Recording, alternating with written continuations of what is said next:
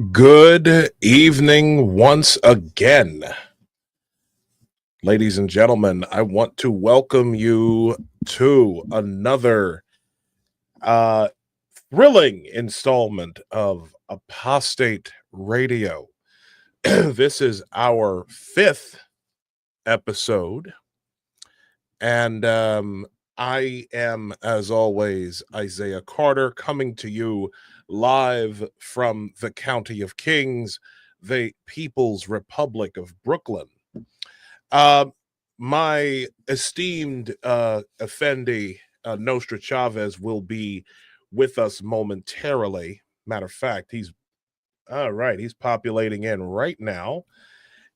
My brother, Isaiah. yes, sir.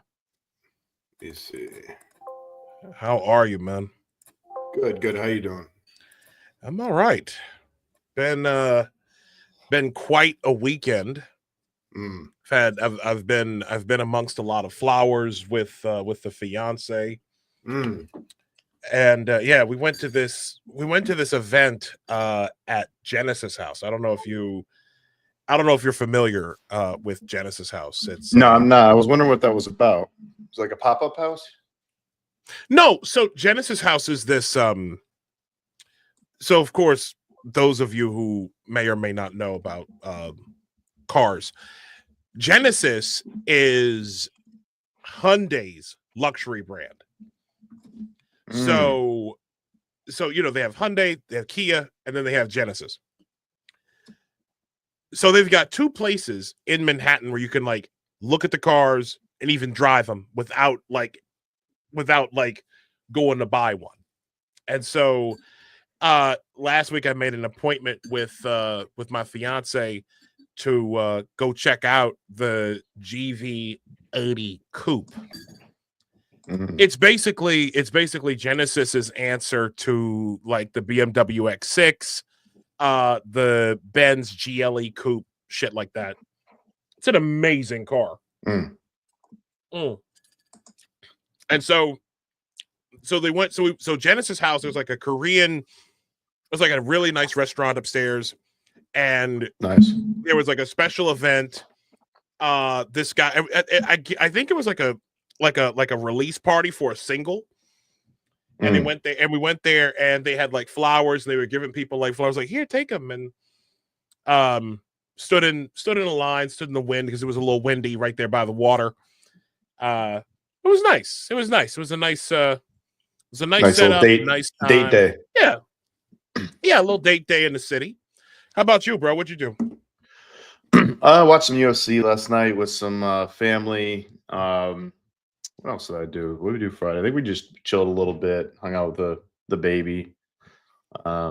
Mainly chilled. Went the baby clothes shopping. You know, all that fun stuff, parent stuff. I got you. Wow. Yeah. Good old parent stuff.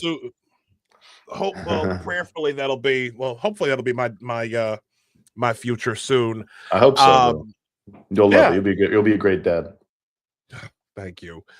I've been told that a lot. We've got a big show lined up for y'all today. We've got Mr. Paul Rossi.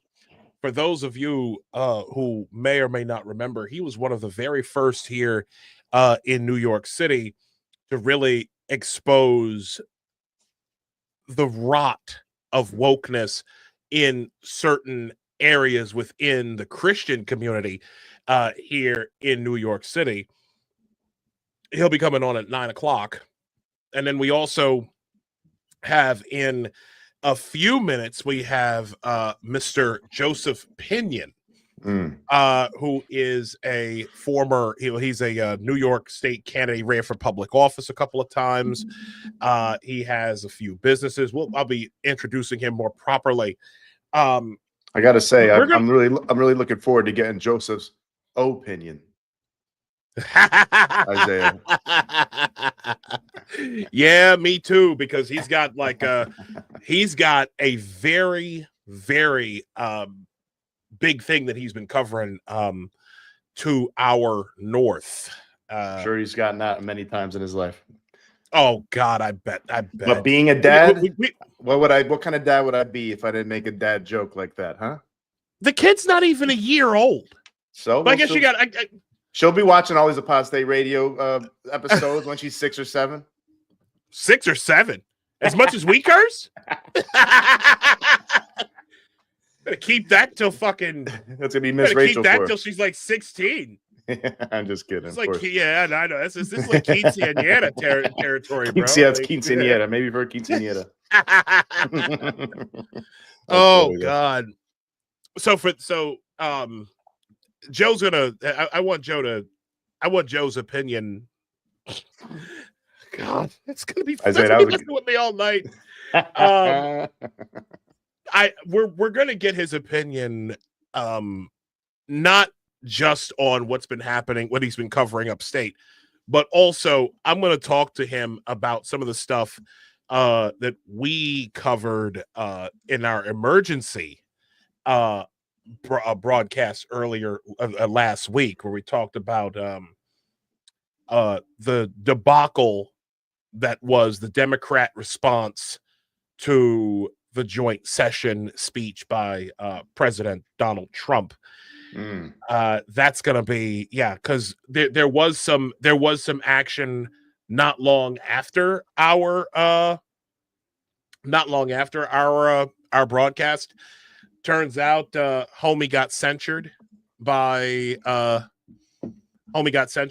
House. Who's homie? Homie is Al Green. Congressman Al Green. What was it? Pimp Master Splinter? That's Pimp Master Splinter. That's Pimp Master Splinter. Took time off from training the Ninja Turtles.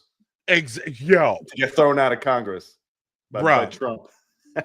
Do you have any idea how flippin' embarrassing that is? Like, if someone like seriously, like, I don't care what your opinion is on, like, whatever your opinion is about Donald Trump or JD Vance or whatever. The fact of the matter is, in such a deliberative body as the House of Representatives and in the United States Senate, there are standards. Okay, there are standards for decorum. There are standards for decency.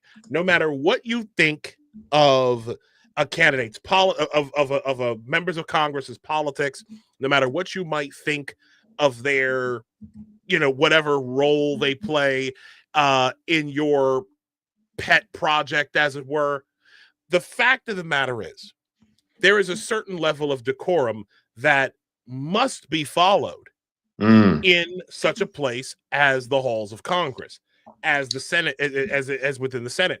What we saw from the Democrats was a complete abandonment of all of that.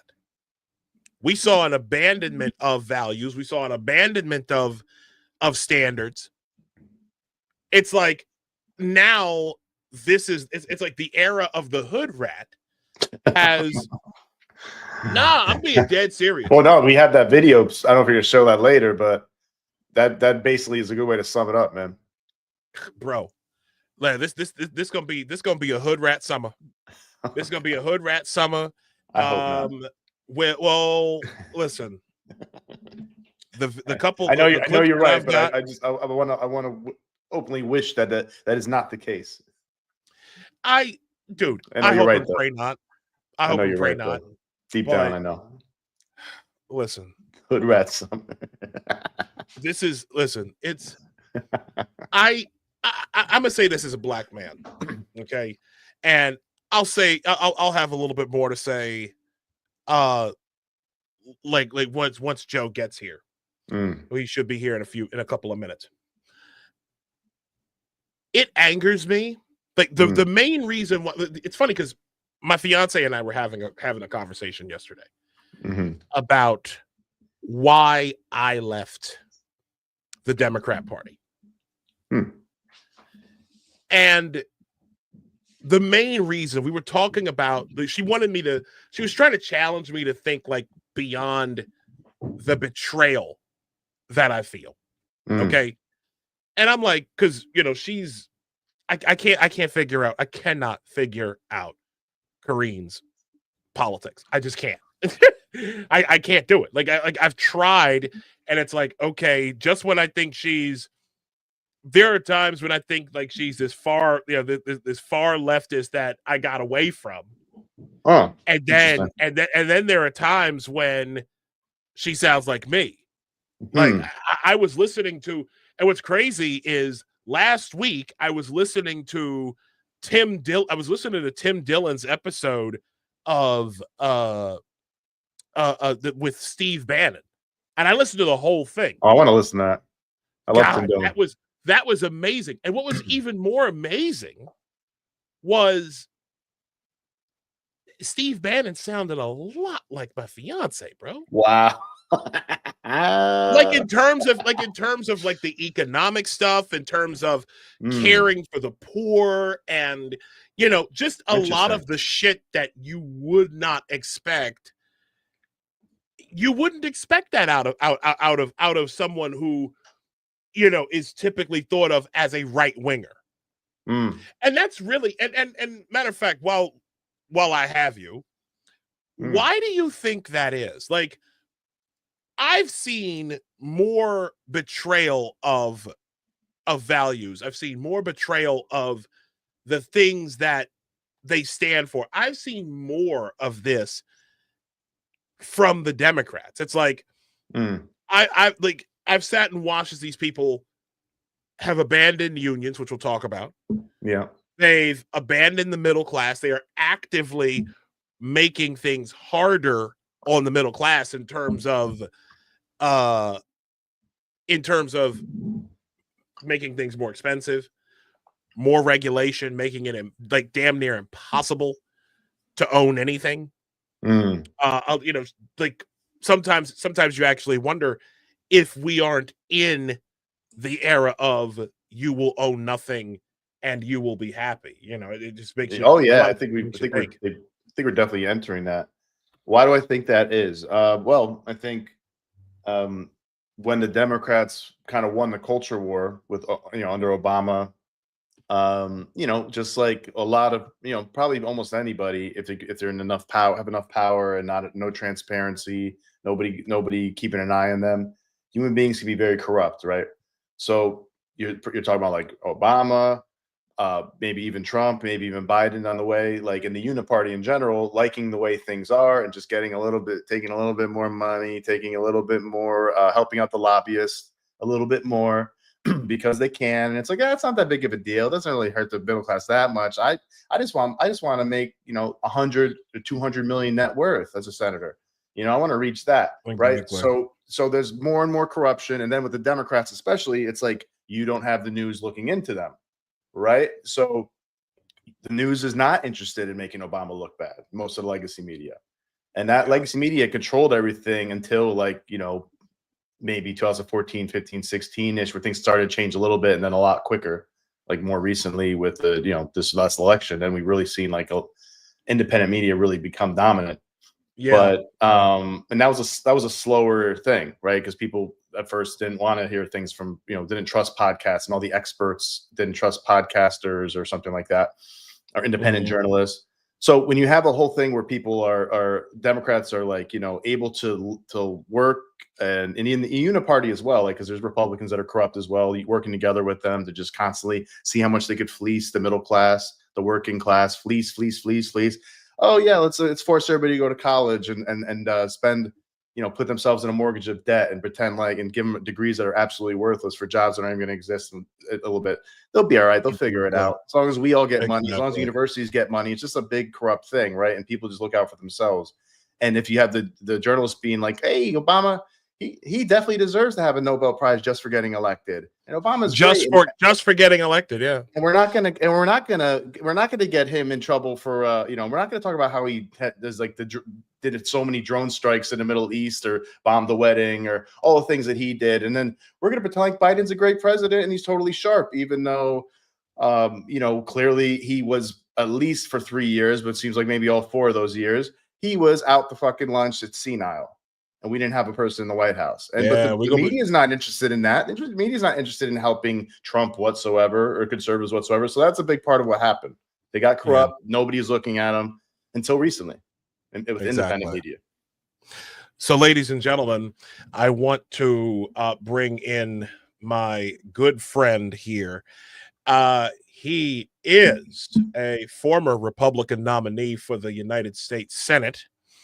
He is a TV host and political analyst. I've seen him on a couple of times in recent, matter of fact, over the last several weeks regarding this issue. He is the founder and managing editor of Pinion Equity Ventures. And he has been covering one of the biggest stories that no one is talking about in the mainstream media. I haven't seen this. Well, I'm not calling it mainstream media anymore. We're calling it machine state media. Ladies and gentlemen, I give you my friend, Mr. Joseph Pinion. What's going on, brother?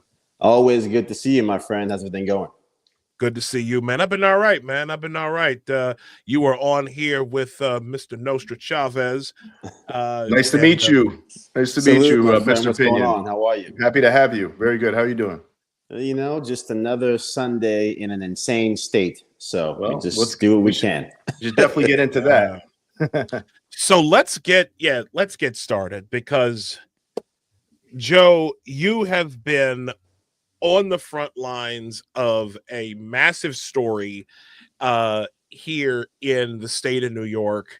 Apparently there is a strike going on upstate, and it involves correctional officers. So if you could just tell us, man, what is happening up there, and what should we know?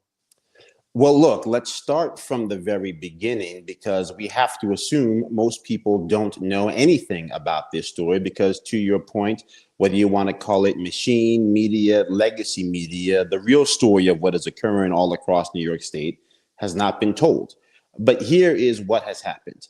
Back in 2021, Democrats, by virtue of the tyranny of one-party rule here in New York State, after a 2 to 4 year conversation about prison reform, passed what is called as the HALT Act. The HALT Act is colloquially referred to as this prohibition on putting people in solitary confinement.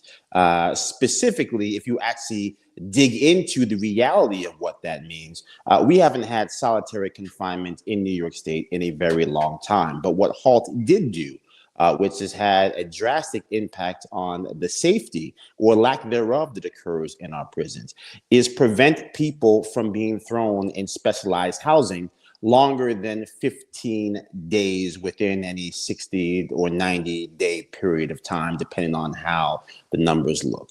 And so we have seen, since HALT went into effect, starting in 2021, over 100% increase in assaults of inmates on correction officers. More specifically, for those people who are criminal justice reform minded, we have seen, depending on how you measure the numbers, anywhere from a 150 to a 180% increase in inmate on inmate assault. And so you have correction officers who feel as if their hands have been tied behind their back, while they are less safe, and more importantly, while the people who are under their purview are less safe as well. And so now you get to where the rubber has met the road, where you have had a very difficult time getting more correction officers to sign up for the job.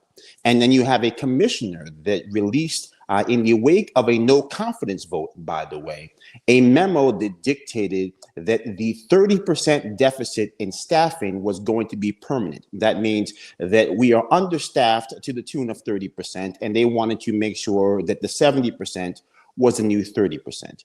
Any expert out there will tell you that you need to be around 90% for prisons to be safe, for them to function properly. And bad things happen when you have dangerous people in an environment that never brings out the best in anyone, being placed in a situation where the safety mechanisms have been reduced. And so the correction officer said, enough is enough. Some of the issues that they are talking about, things that the average person at home probably does not know. The state of New York has spent millions of dollars on screening equipment, the same equipment that you and I all walk through when we go to the airport. Well, guess what? If you go to a prison in the state of New York, depending on what facility you go to, the screenings are optional. Depending on, yes, I'll repeat that. The screenings are optional. So if you're trying to go to Aruba, you got to go through the TSA screening machine. If you're trying to go to Attica, trying to get into that room, you probably don't have to go through the screening machine. What people also don't seem to realize is that if you are caught trying to introduce contraband, aka an improvised weapon, drugs, or anything thereof, into a prison environment, as the meme says, you go straight to jail. No, you do not go straight to jail. You probably just get to go back to your car to put it into your car and maybe try next week to come visit one of your loved ones. Try again. This is the lunacy that correction officers were dealing with when they decided to walk out of the door. And perhaps the catalyst to this walkout, you had about 30 individuals up at Upstate in Franklin County, around Bear Hill. There's a few facilities around there that were all exposed to an unknown substance. Now, we can all suspect what the substance would be in this fentanyl craze that we're living in, but we can't say what the substance is because we no longer do the testing on premises at the prisons. But 30 individuals. Come on. But 30 individuals found themselves fainting, nearly losing their lives, including one nurse who found herself Narcaned, not once, not twice, not 3 times. Over 4 times she was Narcaned. And the result of all of this Narcanning, besides the trauma, besides the family feeling as if the work environment has finally gotten to a level that is completely unacceptable, she lost a child in all of this. And so these are the stakes. That's crazy. Hold a second. This is a correctional officer, a female correctional officer? A female works for a nurse working in corrections. Who found herself exposed to this substance. By the way, the official position of the state of New York was that they were not exposed to a foreign substance, was that they were all experiencing some kind of mass hysteria event. Wow. So again, when people start to understand what's really happening here, Kathy Hochul stands behind the podium and says illegal strike 30 times. You have people who are paid money to investigate stories doing no investigation. She tries to invoke words like the Taylor Law. The Taylor Law does not exempt the state of New York from actually having safe work conditions. And it's in fact part of the Taylor Law requires those safe work conditions on top of the obvious state laws that prescribe that we have to have safe work conditions. So that is why you had about 14,000 correction officers who've gone out on strike. Since they have gone out on strike, they have been bullied, they have been ignored. The state of New York has broken so many laws trying to induce them to come back to work that it is hard to keep track.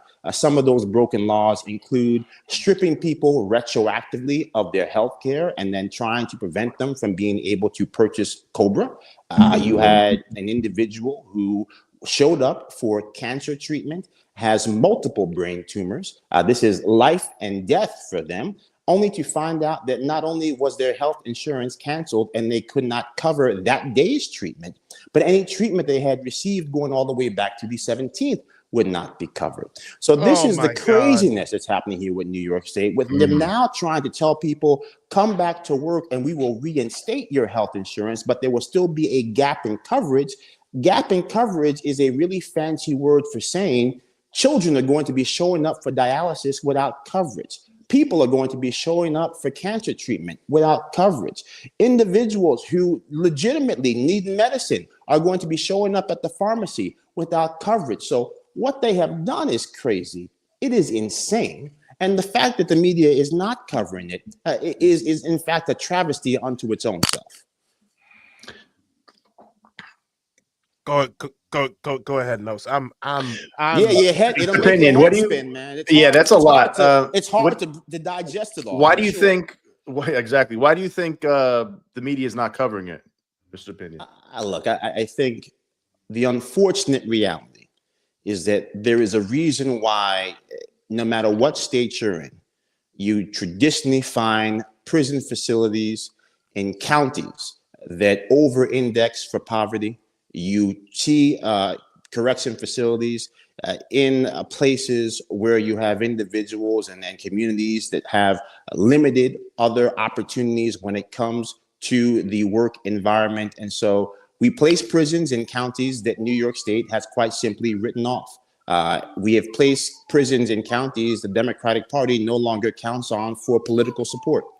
And as a result, you see how they treat the people that live in those counties, and you see how they treat the people that work for the state within the boundaries of these counties with absolute utter disdain. We had a woman, I'm not going to repeat her name because she doesn't deserve the attention, but she is effectively the tip of the spear for the monstrous behavior of the state, did a press conference with the commissioner, gleefully correcting the reporter about the numbers of people she has kicked off of health insurance without a single care in the world for the fact that she was destroying lives and using economic coercion to try to bring people back to a work environment that they haven't made safer. And so I think all of that, the tonnage of that, is why you see what's happening here. Kathy Hochul knows she can't win a primary if she actually repealed HALT, because the people that put HALT in place are individuals that care about how prison reform looks on paper, but do not seem to care about the realities of prison reform when it comes to the actual implementation. One question, Joe. What does HALT stand for? Right, so it's that humane. It's what is that? Humane alternatives to long-term. What is it? Incarceration. Whatever the T is. Who the hell knows? The T stands for terrible, in my humble opinion, right? And I think, and look, there are a lot of good things that come from HALT, right? There are additional programs that come for individuals that are behind bars, right? And I think much of the focus on HALT at the beginning was this fact that they were actually putting these programs in place for people that were incarcerated, right? To figure out if they could develop skills and things of that nature to occupy their time while they were behind bars.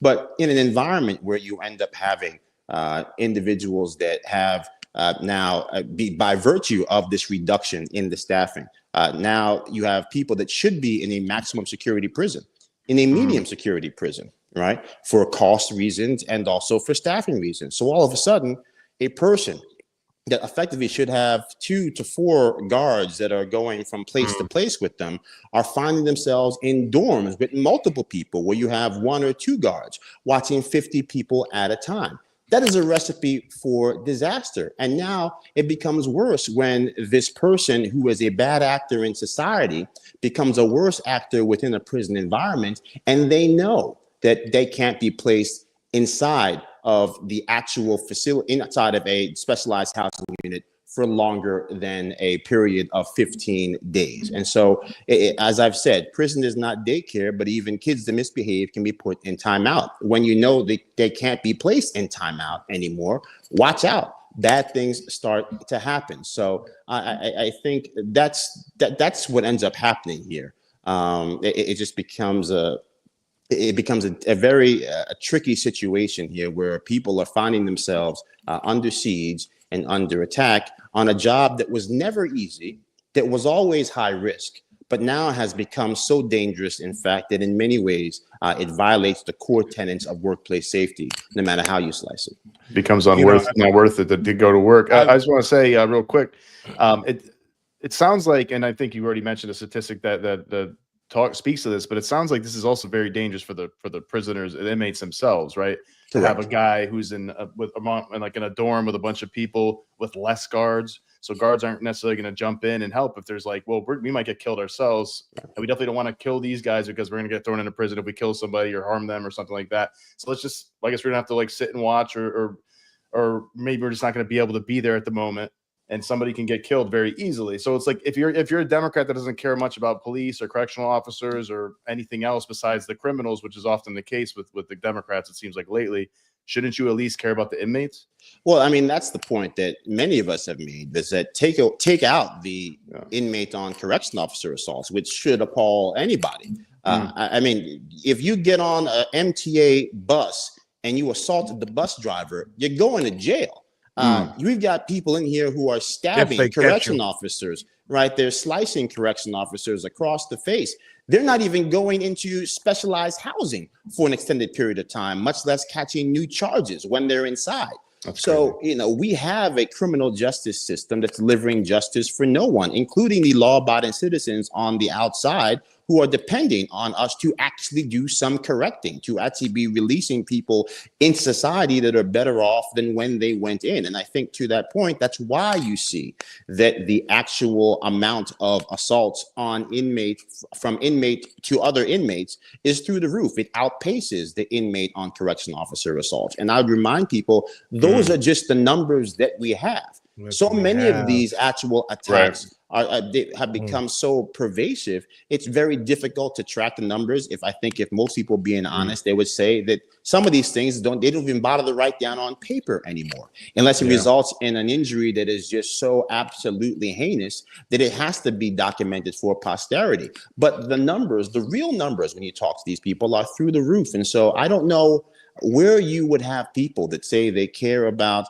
the rights of incarcerated individuals, which is their preferred language, and then turn around and have no care for the fact that we've got a 150, 170, 200% increase on inmates being assaulted, incarcerated individuals being assaulted, and somehow that statistic doesn't bother them, all in the aftermath of HALT being put in place. So, you know, look, correlation is not causation, but we passed the law, and all of a sudden, we have assaults going through the roof, and many of the things that people are trying to talk about in the quote unquote repeal of HALT deal directly with many of the things that are directly leading to these assaults, right? People that would otherwise have been in specialized housing if they had the ability to be placed in specialized housing. I'll take it a step further. You have, you know, we used to have a thing called protective custody, right? Now you have limited the ability of individuals to put inmates in protective custody involuntarily. What does that mean? That means that any person who is inside of a prison and has come forward and spoken about drugs being brought into the prison, has been talking about contraband being brought inside the prison, things that are dangerous for themselves and the correction officers. Well, guess what? If they get put in specialized housing, now everybody knows that they are quote unquote a snitch. They will never be able to do a peaceful day of their time ever again. So all of these policies that have been put in place make life a very dangerous place for many of the people that are simply just trying to do their time. And when we have these terms, quote unquote, who was the model incarcerated person? I mean, everyone who's in prison in New York State these days has probably done something, but some people are just trying to repay their debt to society. They're not trying to leave in a body bag. And so we have created policies that have made it very difficult for people to know that they're going to be able to do their time and get out when it's over without having their life dramatically altered by some form of violence or some other form of attack. Yeah, and these are who are people like family members, and some of these people, like, you know, maybe they made a mistake and they were rehabilitated and they live really productive lives in the community. So it's like we should also worry about them as well, but especially the correctional officers who already had an extremely dangerous job. It was already super risky. There's already always a chance they're going to get killed or seriously injured, and now it seems like there's a really high chance, or a much higher chance, and then it becomes you have to make a decision. It's like, why do I really want to go to a job where there's a 30% chance I'll get killed, you know, this year or something like that? It's like that becomes not worth it anymore. Well, I mean, look, put it this way. Again, I always tell my friends on the left, I don't get to tell you what to believe in, but I do get to demand you be consistent. The state of New York has decided that we do not want to be investing in private prisons. We don't want to be even touching private prisons, even tangentially.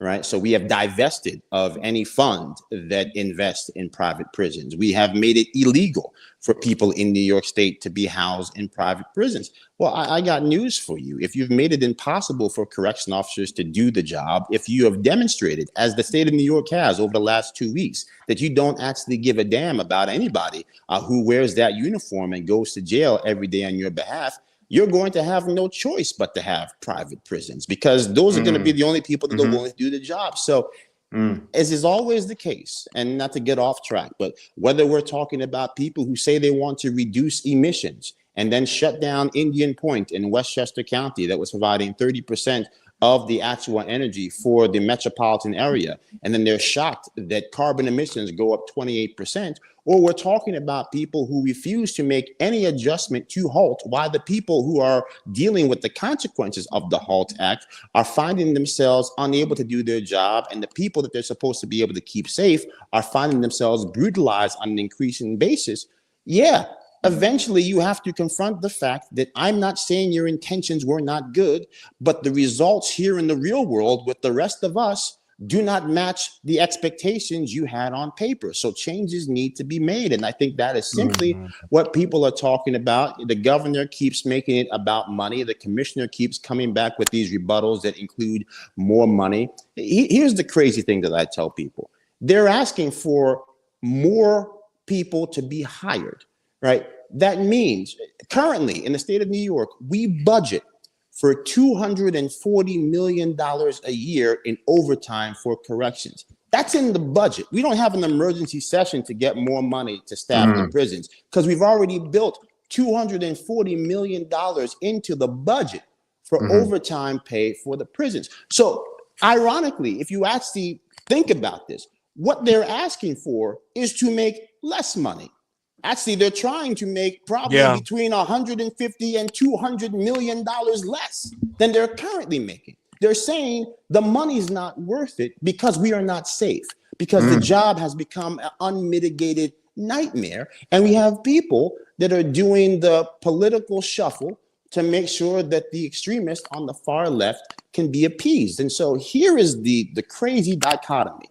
If you did a silent vote inside of a prison today, I guarantee you the overwhelming majority of the incarcerated people in most of those facilities would vote to make changes to HALT. But no one is going to make that vote when they're living 500 feet away, 50 feet away from a murderer that doesn't want a single change made to HALT, right? I could tell you stories about a regular Joe sitting in a regular medium security prison who's got jars and bottles with urine inside of it, not because they are a hoarder, but because they're being extorted to use the toilet. And so the only time they can afford to pay to use the toilet is when they have to go number two. It's not cost effective for them to pay the actual extortion money to go number one. This is what's happening in the prison. And that's not going to show up on your incident report. That doesn't show up on the levels of assault inmate on inmate that are occurring. But I guarantee you that is an assault on that person's character, that is an assault on that person's dignity, and the people that are responsible for putting him in a situation where he literally cannot afford to use the bathroom are the people that would probably find themselves in specialized housing more regularly if that were an option. But it is not an option because of the actual paradigm that exists in the state of New York because of HALT. So let me ask you this question, because this is heavy stuff. This is even heavier than I imagined. When did the National Guard get involved? Because I do have one thing that I wanted to I think this is the correct clip here. Where they show where we talk about where they talk about the National Guard coming into what is it, Sing Sing? I think is where this is currently. Well, but yeah, go ahead. No. I think this is where it is, but I'm gonna play the clip, and then you can we could talk about it on the other side. Concern for Kathy Hochul should be dealing with the very real concerns of the men and women you see standing outside of this facility today. They are not here griping over money.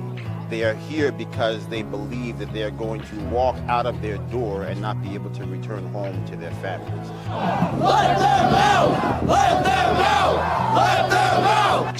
So we're here in Franklin County trying to, number one, figure out if these 14, maybe 18 officers that are ready to walk off the job are actually going to be allowed to leave. HALT's not working. We need help inside to make sure that our families and our friends are safe and working conditions, and not just security. We have a lot of civilians that work inside of there that we're in charge of their safety. I worked 30 years for the department. I retired from the facility across the street here from Bear Hill.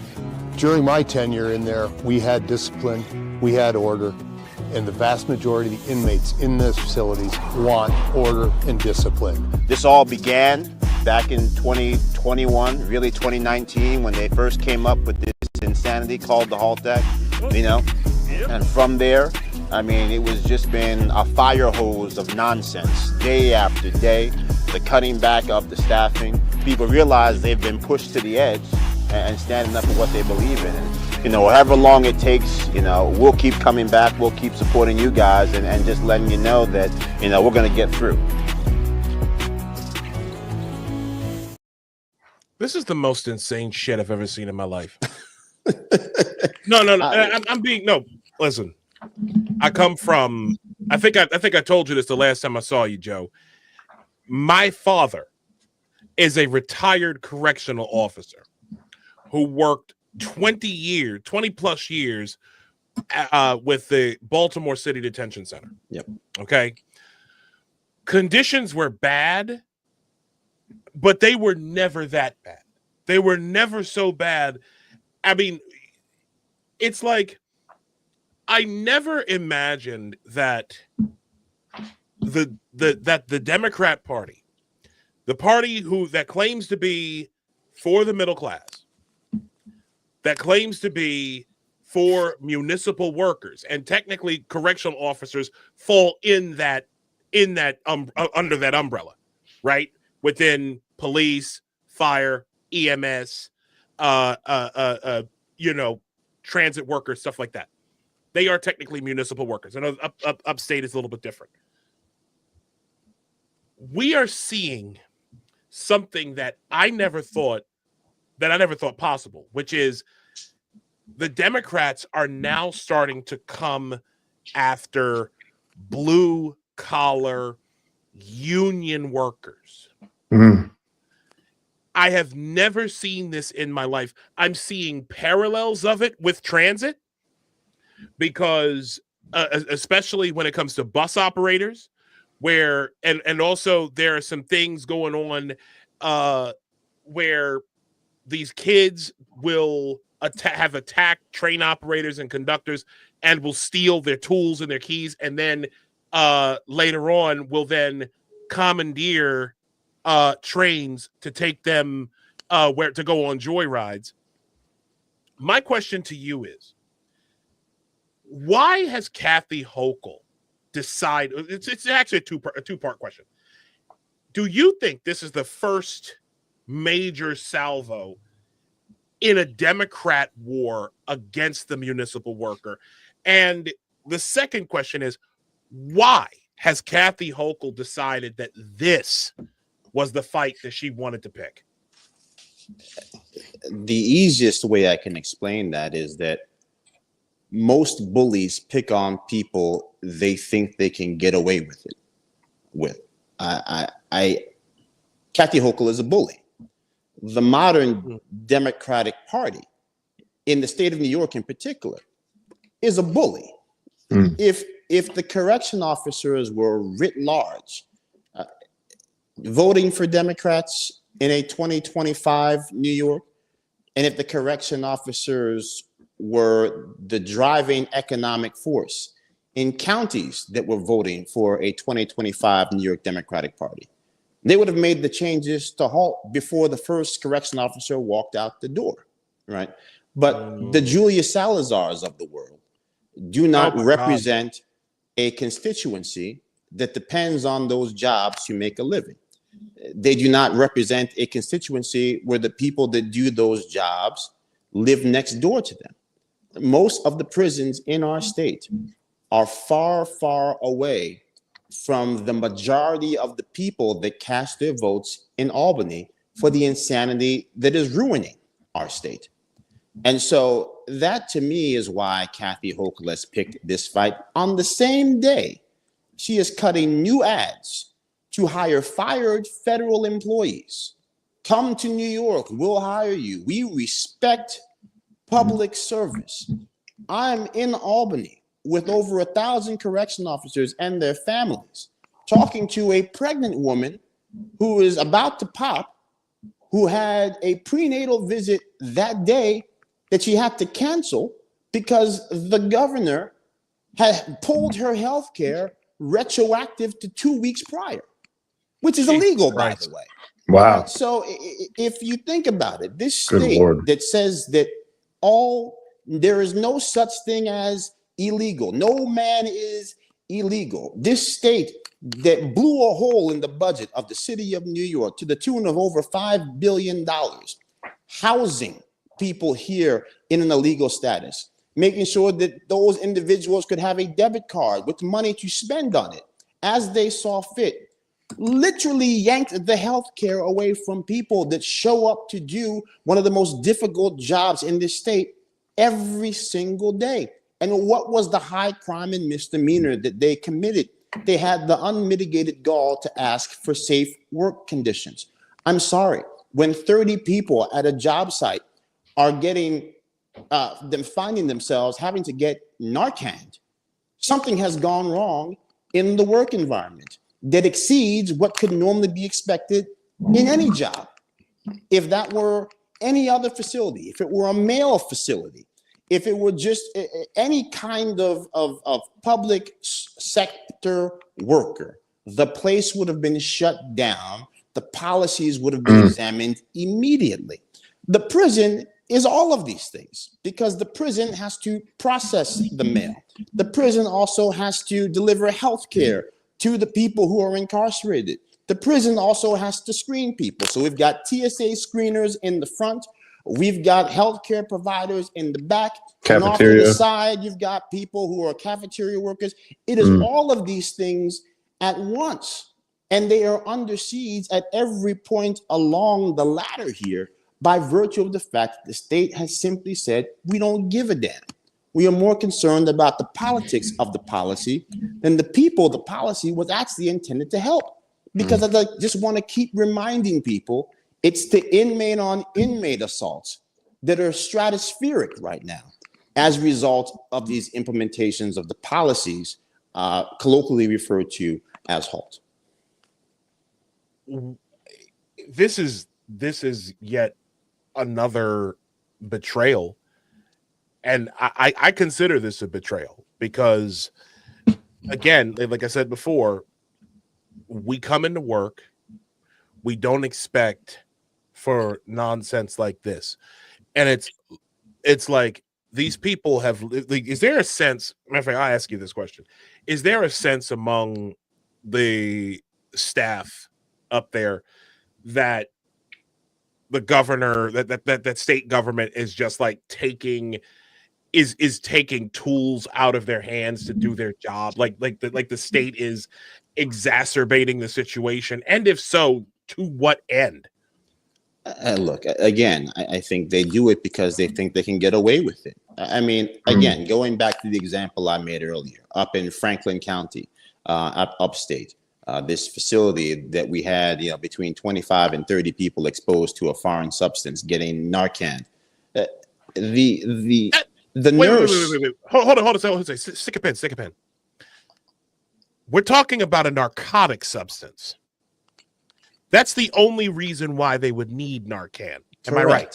Correct. Last I checked, most people who show up at the doctor with depression or anxiety are not told, take 2 Narcan and call me in the morning, right? Narcan is specifically used for individuals that have been exposed to a lethal substance.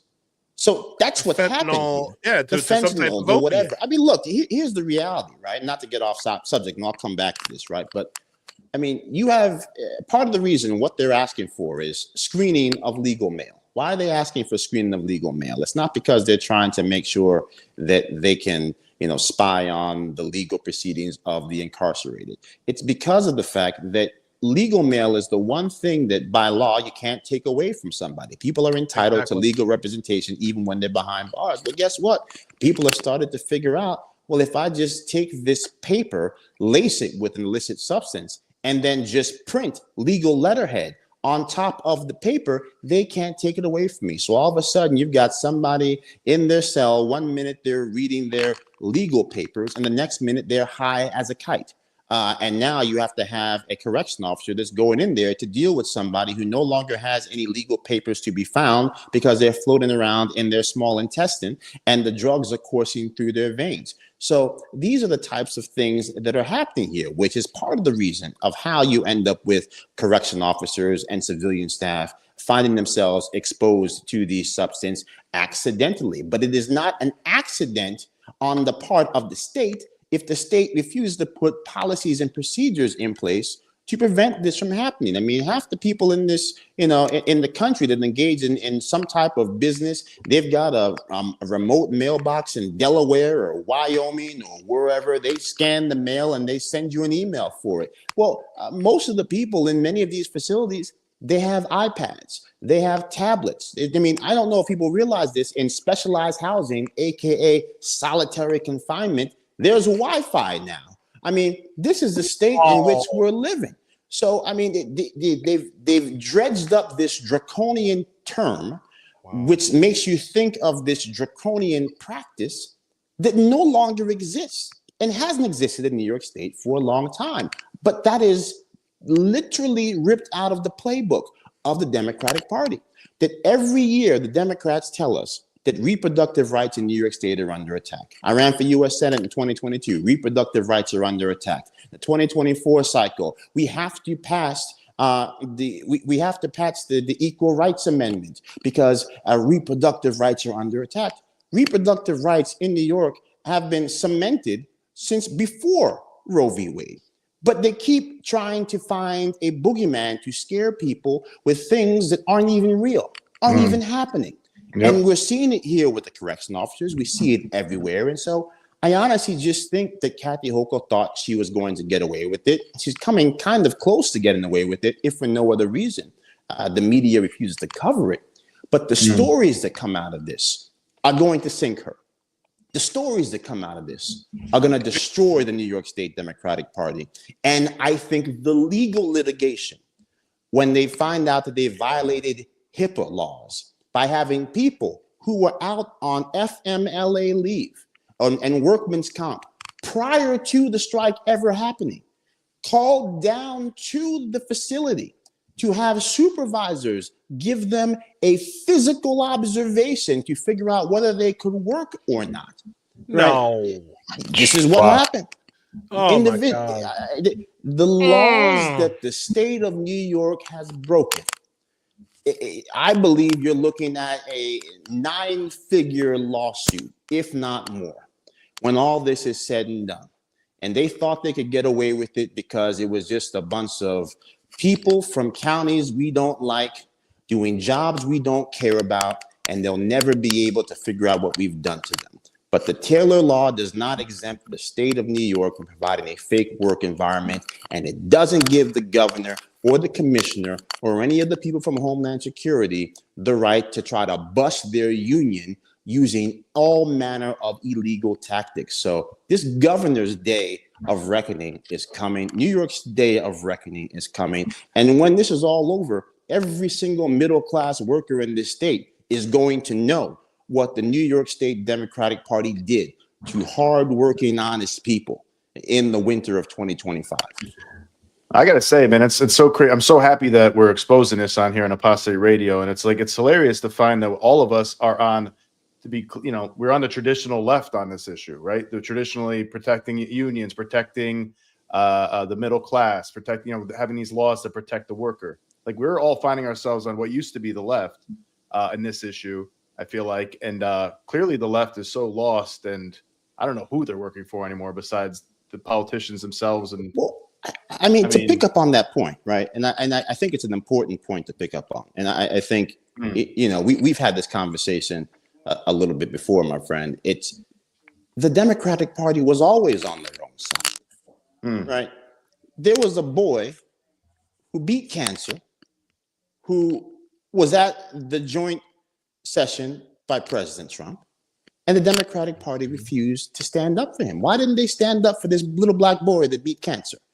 right? I mean, when they can't get through a single sentence without talking about all the evil things that this country has done to Black people. It's because there has always been this hidden strain of bigotry that existed within the Democratic Party. It wasn't, yes, sometimes they don't even really hide it that well. Deal with these Negroes however you see fit. The wayward Negro that doesn't bend the knee to their party orthodoxy, right? We live in a state that paints Black Lives Matter on the streets of New York, but has literally 70% of the Black students in public schools in New York City unable to do math at proficient levels. 65% of the students that are Black in New York City cannot read at proficient levels, but they got Black Lives Matter written on the streets, right? This is the reality that we're dealing with right now. In the city of Rochester, and not to get off topic here, but it's worth mentioning, you have 20,000 families, and 16,000 of those families this past school year applied for charter school admission in a city where there are only about 2,000 charter school spots per year. The Democratic Party consistently says one thing about the people that they care about and does the direct opposite. And so I don't think this is new, right? The Democratic Party was on the side of the union when they could depend on the union vote.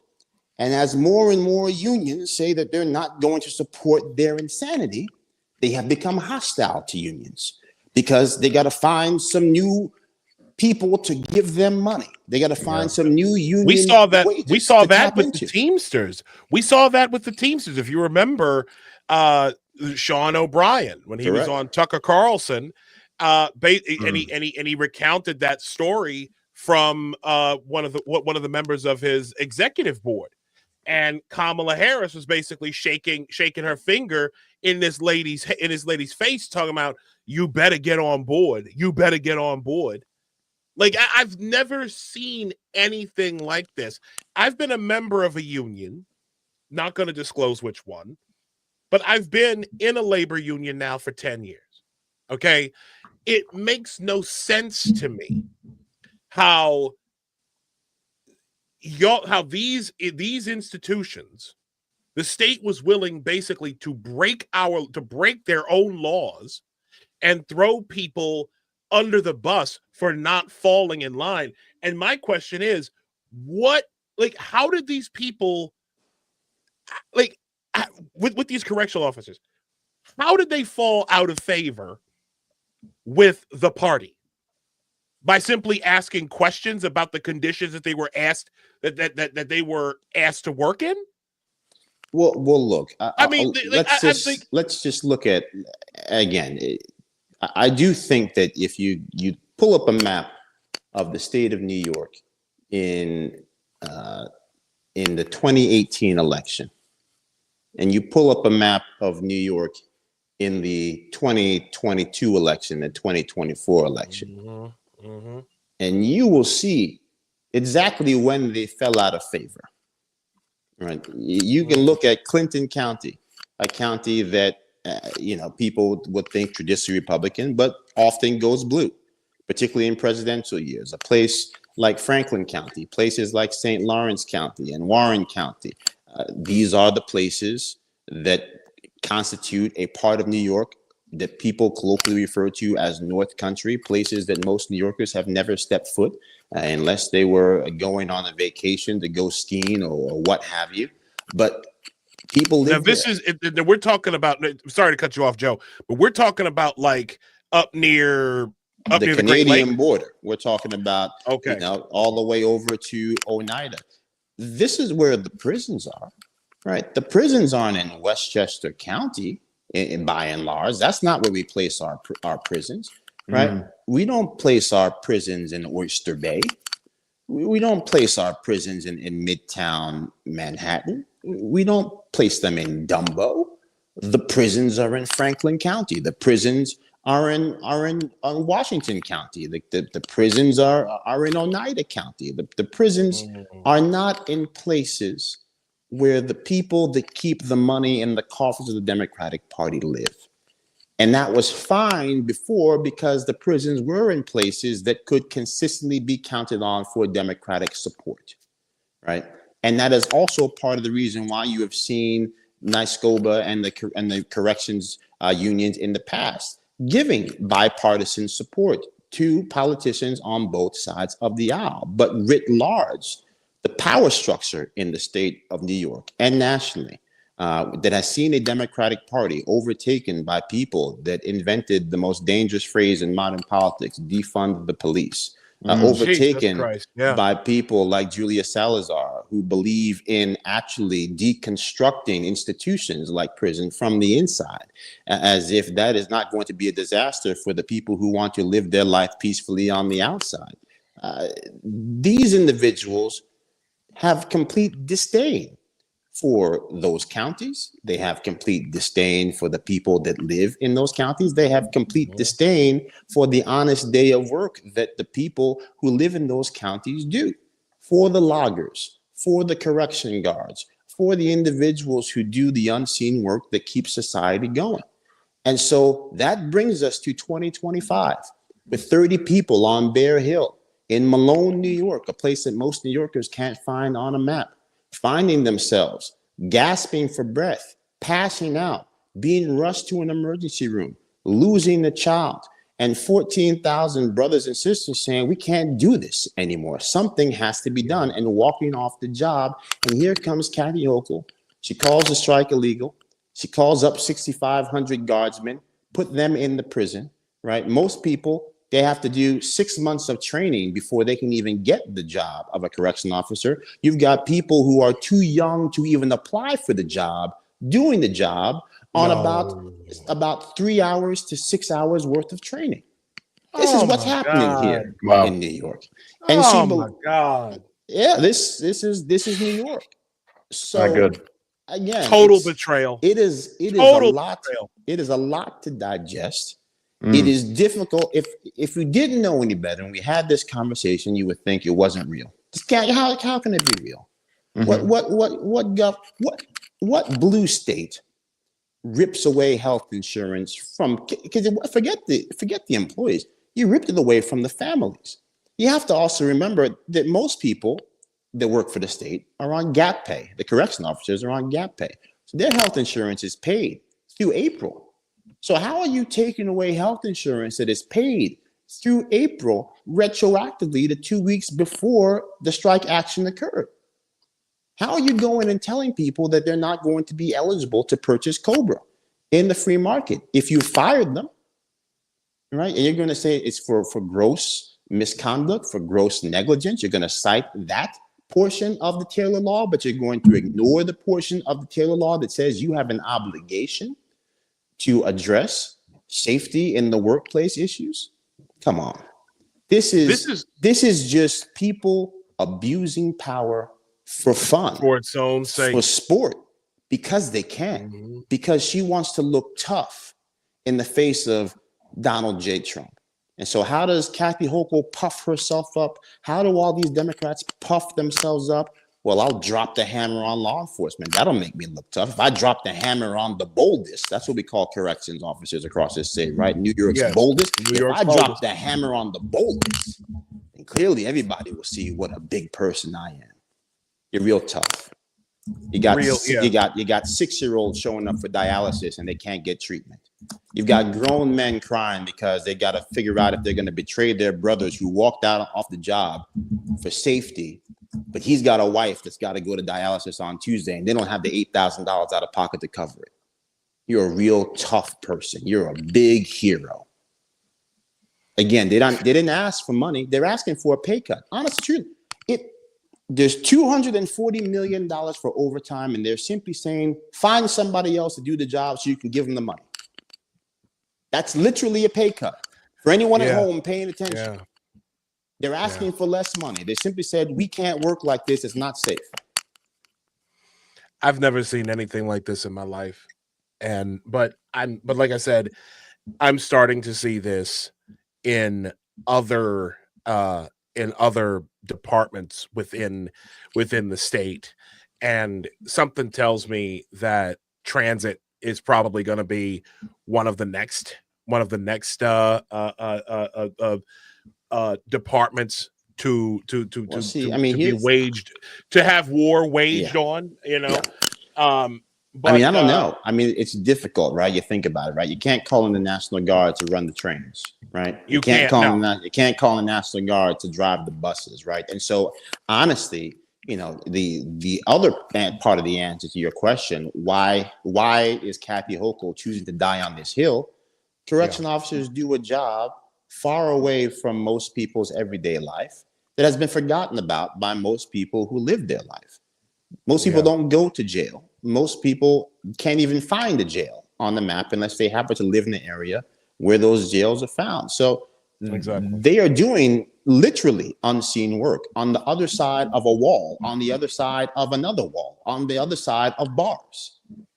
It is the most, in many ways, it is a segmented workforce in segmented communities that she can get away with bullying because the broader society doesn't know enough to understand just how atrocious what she's doing actually is.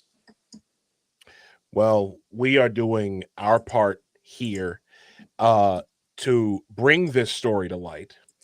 And quite frankly, I've never, like I said, this is one of the most egregious things that this is one of the most egregious stories I have ever come across before we even started this podcast here.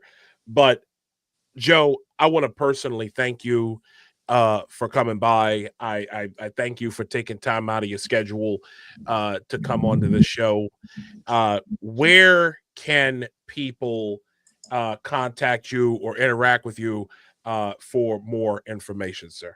Well, look, people can go find me on X, Joseph Pinion, one word. They can find me on Facebook and Instagram. I am Joe Pinion. We have built a website out for families impacted by this correction strike called holdthelineny.org. That's holdthelineny.org. I mean, there's so many facets of this that we haven't even had an opportunity to touch. The fact that now Tish James has been the self-designated henchman for the governor. They've got about 390 individuals that were served with an order to show cause that have to show up on Tuesday facing potential jail time and all types of fines. I mean, this whole thing is crazy. You have the union itself that the state hit with a temporary restraining order, which basically prevented the union from directly communicating with the membership, all while the state claimed that they were trying to actually communicate with the union for the purposes of trying to get the changes in place that the members wanted. I mean, you can't tell the union they can't talk to the membership. You're going to slap them with fines close to $750,000 a day, and then say that you're confused as to why the strike is happening, as Kathy Hochul did. Stood before the entire state media market, says, I have no idea why they're on strike. All while Letitia James is filing a petition in Erie County that quite literally lists their demands as an exhibit in the petition as to what they're actually seeking to come back to the work. This stuff is actually insane. And the irony of all ironies, I'm going to say it right here. They were all excited and jazzed up when Fannie Willis decided that there was a conspiracy, that you didn't have to be in the same room and even have a conversation with the other people involved in the conspiracy to be a party to the conspiracy. I want the emails. I want the phone records. I want to know how many times Kathy Hochul called Letitia James. I want to know how many times the commissioner called the attorney general. I want to know how they came up with the list of 10 people at every jail that they were going to be made an example of to be put into a petition out of Erie County. We want the emails, and we're going to find out the laws they have broken, the lengths they have gone to break the backs of families who just wanted to go to work in a safe work environment because they could get away with it. There has been nothing so heinous done in the state of New York in the modern history of this state. And when the true story of what has happened here has been told, somebody's going to emergency and somebody is going to jail. But I promise you, it's not going to be this rosy picture that they think is going to be told on the nightly news. Once again, Joseph Pinion, thank you so much for joining us. For those of you who want more information about this and to support the workers on the front lines, you can go to www.holdthelineny.org. Holdtheline.org. Joe, thank you, brother. I really appreciate you coming by. Appreciate you guys. Feel free. Matter of fact, if you want to come, you are free, you are welcome. Yeah, to we got to come get Joe back here anytime.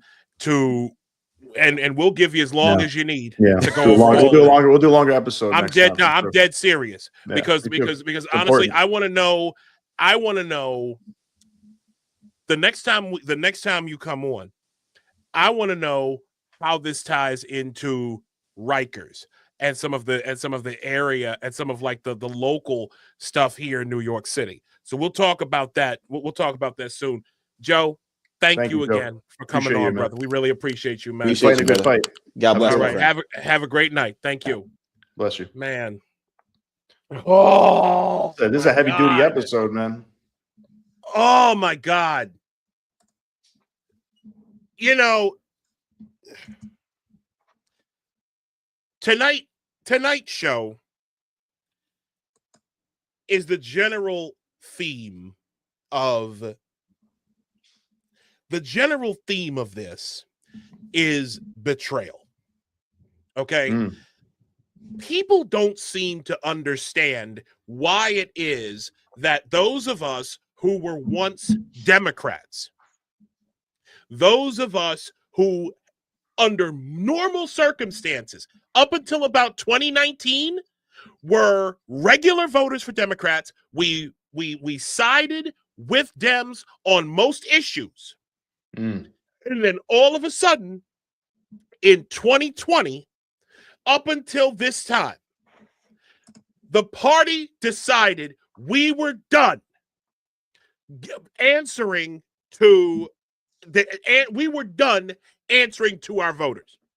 We were done answering to our constituents. We are only going to talk to one member of our constituency, and that is the furthest left we could possibly go. That is what we have been dealing with. Democrats have become communists. The entire leftist program is that of Maoists. These are American Maoists that we've been dealing with. The fact that they would do this to union workers, people who put on the uniform of the state of New York and represent this state, to get betrayed like they have by this political machine in this state is absolutely vile. But the betrayal does not just stop. It's not just within the government. It's also within private institutions. Namely, within churches. As we've talked about before, this is a communist revolution. The left has become a cult. Communism is a cult. And they are trying to force things that in different areas to take total control. Our next guest was a math teacher who went public against wokeness, or what I'm going to call the American cultural revolution in education in 2021. And specifically anti-racism too, which is infecting the school. Yes. The philosophy of anti-racism. He is very a racist. journalist. The very racist philosophy of anti-racism, by the way. Oh yeah. We gonna get into all that. Quite a misleading title, but yes, go ahead. I'm sorry. He is a journalist who exposed drag queen performances in churches in 2022, and he is now the director of the Terra Firma Teaching Alliance. I love that name. A national network for traditional teachers. He is our friend, the incomparable Paul Rossi. Welcome in, sir. How are you? I'm Paul good. Rossi. Thank you. How you Thank you doing, for man? that very flattering introduction. It's been a while, I brother. am. Yeah, it's good to see you guys. How's my sound? I'm wearing these ridiculous cans right now because Sound you good? know, okay, good. You sound fine. What mic are you using by chance? I have this Rode mic that I've been using on some podcasts. It's done me pretty well. Okay. Yeah, Okay. as long as I Well, keep it welcome stable. in, sir. Yeah. Welcome in, sir. I have the Rode pod mic USB. It's a very fantastic good. mic. I love it. I love it. Oh, B&H. Oh yeah, I got it. B&H. Yeah, I got it from over Get anything, the west side. Oh God. B&H, like no bullshit. B&H is like one of it's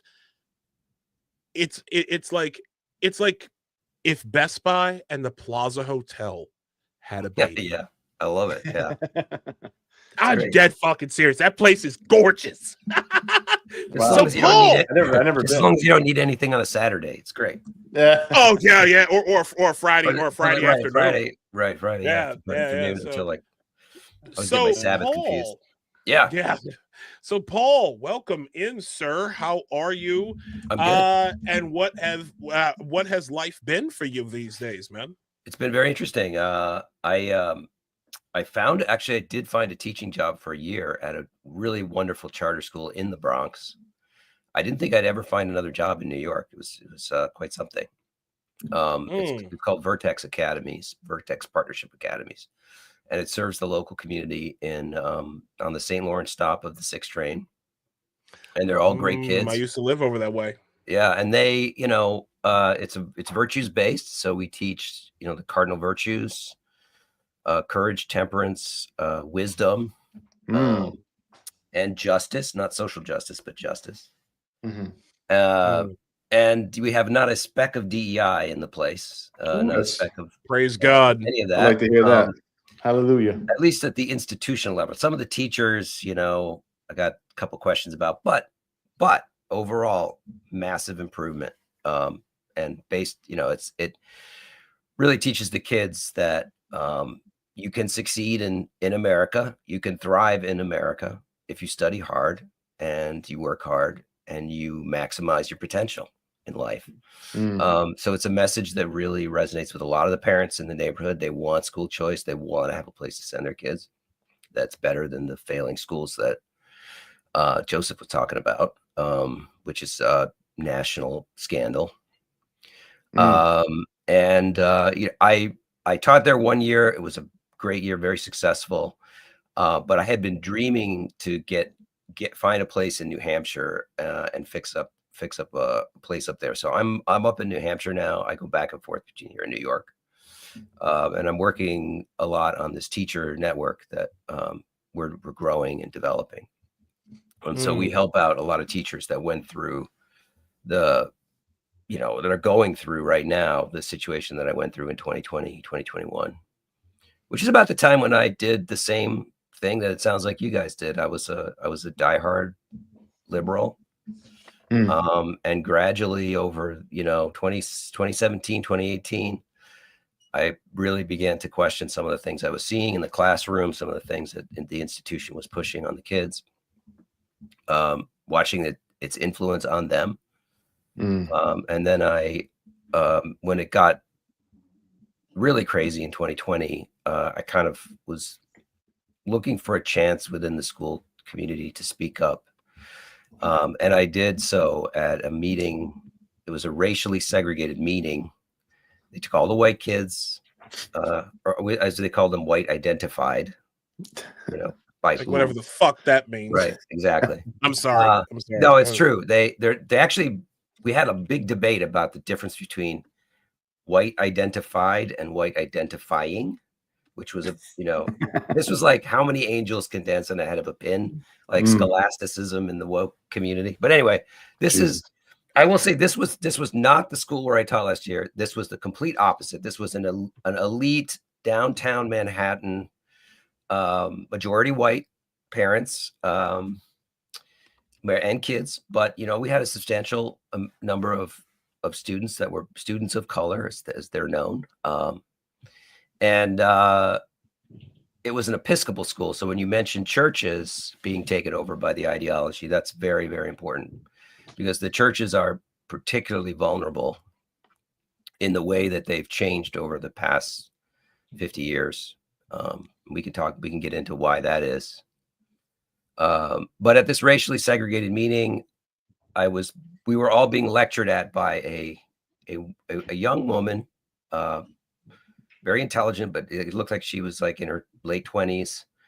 And the kids were being told that they were all, victims of white supremacy culture. They couldn't help but manifest white supremacy in their daily interactions with each other, and they were causing trauma to the black students, whether they knew it or not, their fellow peers. And among the things, there's this very famous slide in education, which goes through the list of 15 things that are actually white supremacist, including things like worship of the written word. So if you really love reading and writing, you're a white supremacist. What does that make people, what are we supposed to do? In school? Hold on a second. We can get into all this, but yeah. Matter of fact, I'm sorry. Please continue. Because I'm going to find, because I'm going to look for that.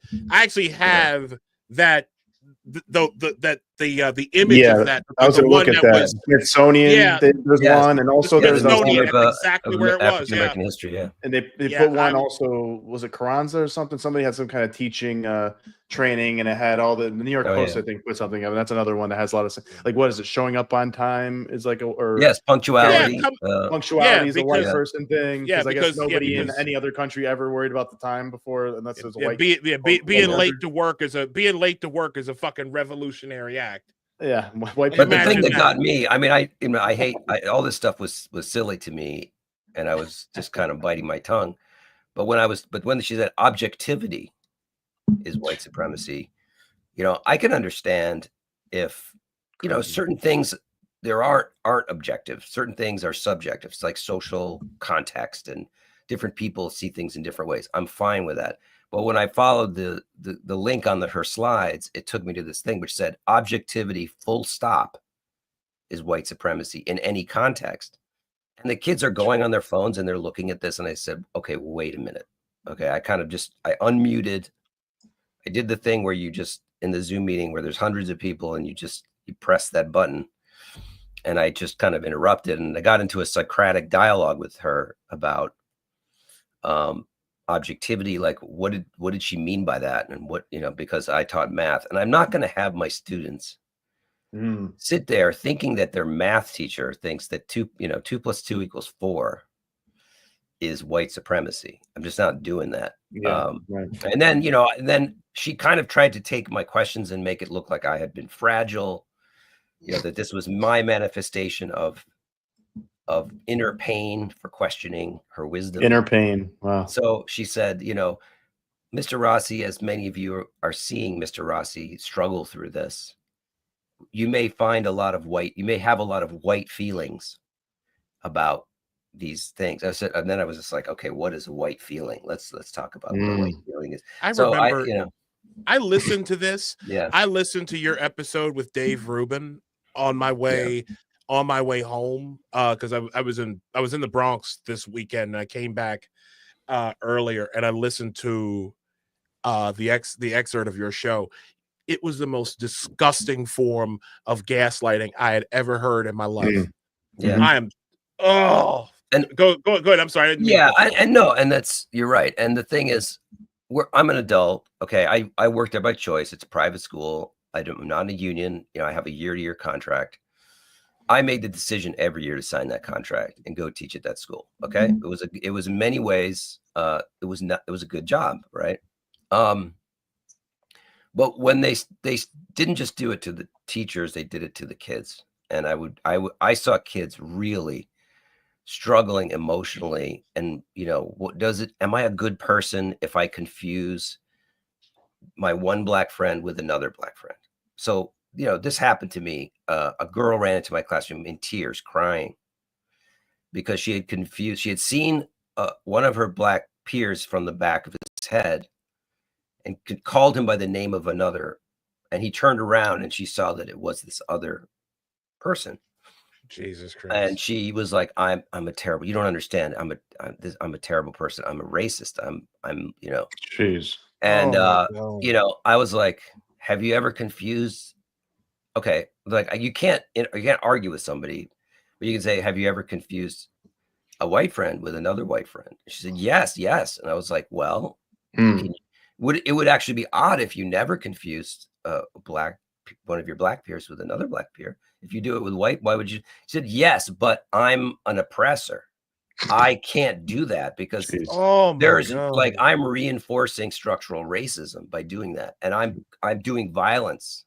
They said that. Yeah. So that, this is, yes. That's so that's ridiculous. And when I questioned it, she already had the programming to reject my line of questioning. Your white thoughts and your white feelings. My white thoughts, because the way this thing is constructed, it's actually like, it's like that meme where, you know, the guy says like, I'm actually kind of, I'm not even mad. I'm like, it's ingeniously diabolical is what it is, that they have built in all of these different tripwires to protect the ideology from any external questioning.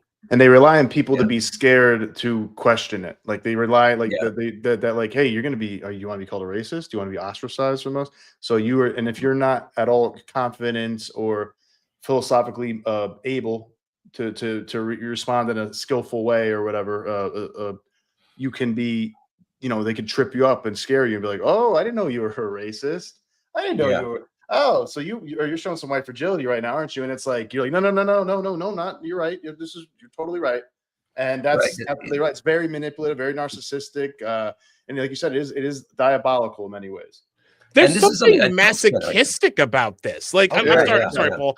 There's something very, like, have you ever noticed how, like, you notice how a lot of these same, I've noticed this, a lot of these DEI and anti-racist, like the CRT people, they have, a lot of them have a thing for BDSM.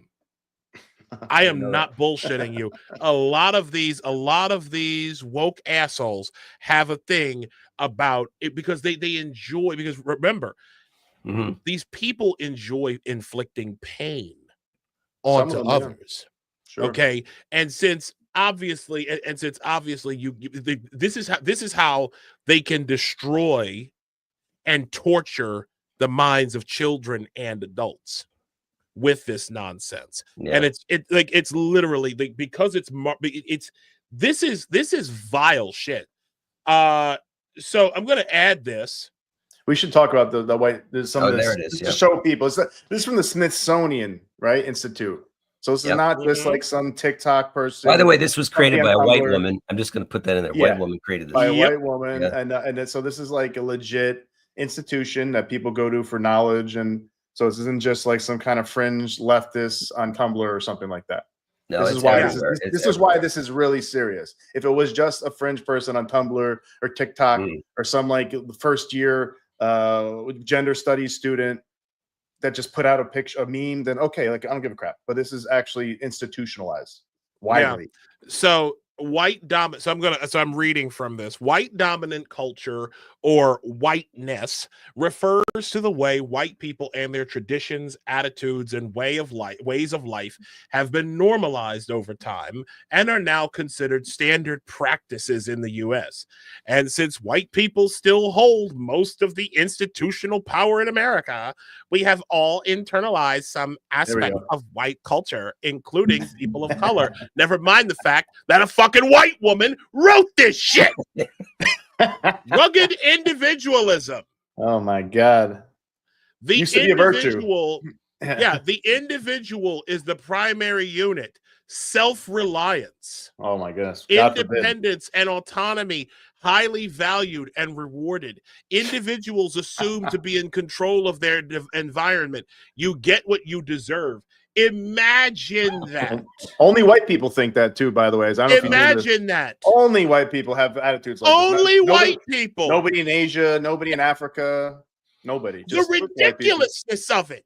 Only white people The come up with stuff like this. ridiculousness that just because we're a bunch of the blacks and the Hispanics. They don't care. They're already collectivists. They're already a fucking socio-political blob. So we just got to get this. We just got to get this shit out of the white people, and then we can all that's a good be point. brought into the all. Like Self-reliance, autonomy. That's not valued in any other region on Earth besides majority white regions. The sickest thing about it is that for the black students, it robs them of actual autonomy. Well, it agency, robs them of heroes, like their black yeah. excellence, right? What does it say about black entrepreneurs, black scientists, black doctors, Right. like successful, who actually worked in far more difficult circumstances and made contributions based on exactly these things. They applied these virtues that are now being reframed as vices.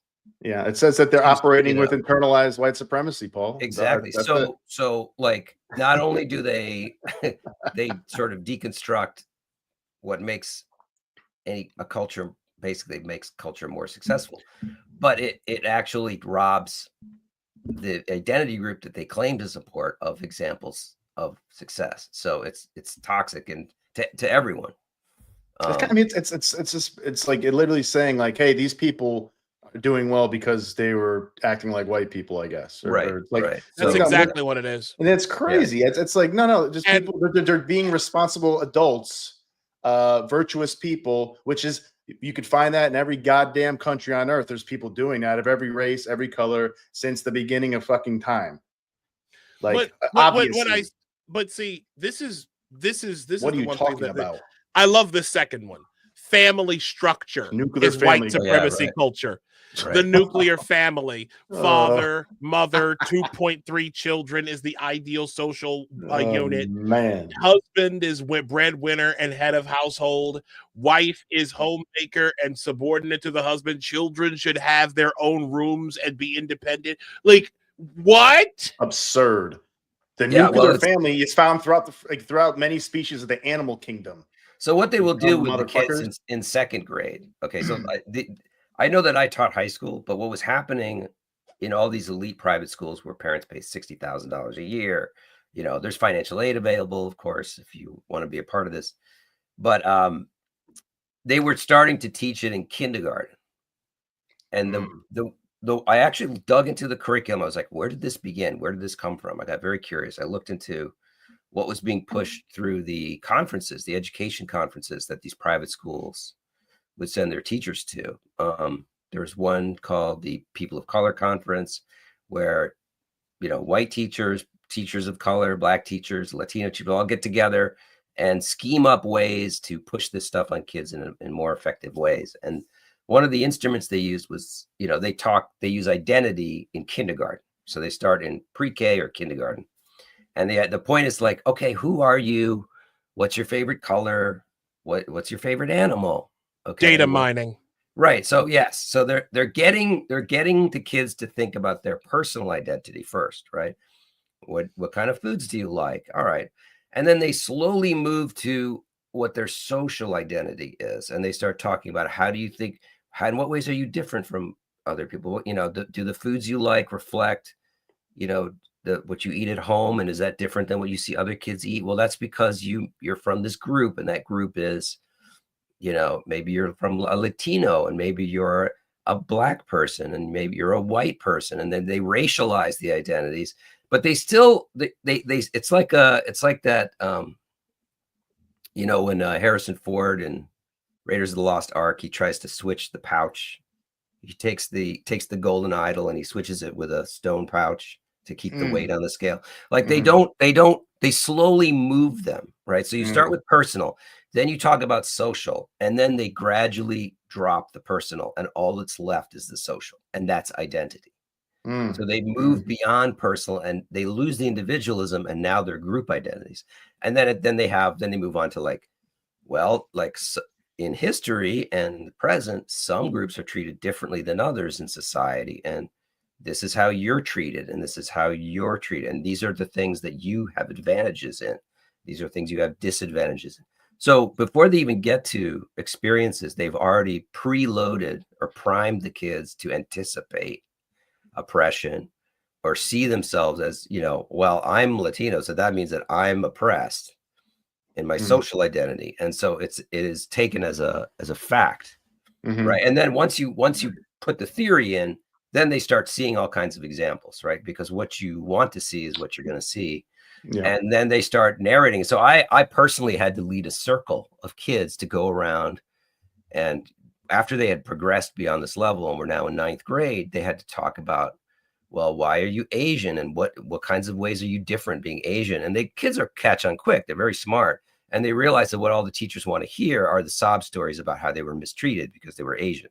Or if you're a white person, the things that you did that were bad, that now you feel bad about that. So talk about your internalized racism. They're passing the talking stick around, and they're saying these things. And I needed to disrupt it somehow. I was like, well, these are things that, do we have to define ourselves by our race or how other people see us? Like, if someone thought that I was a great person, all these people said I was a great person, would that make me a great person?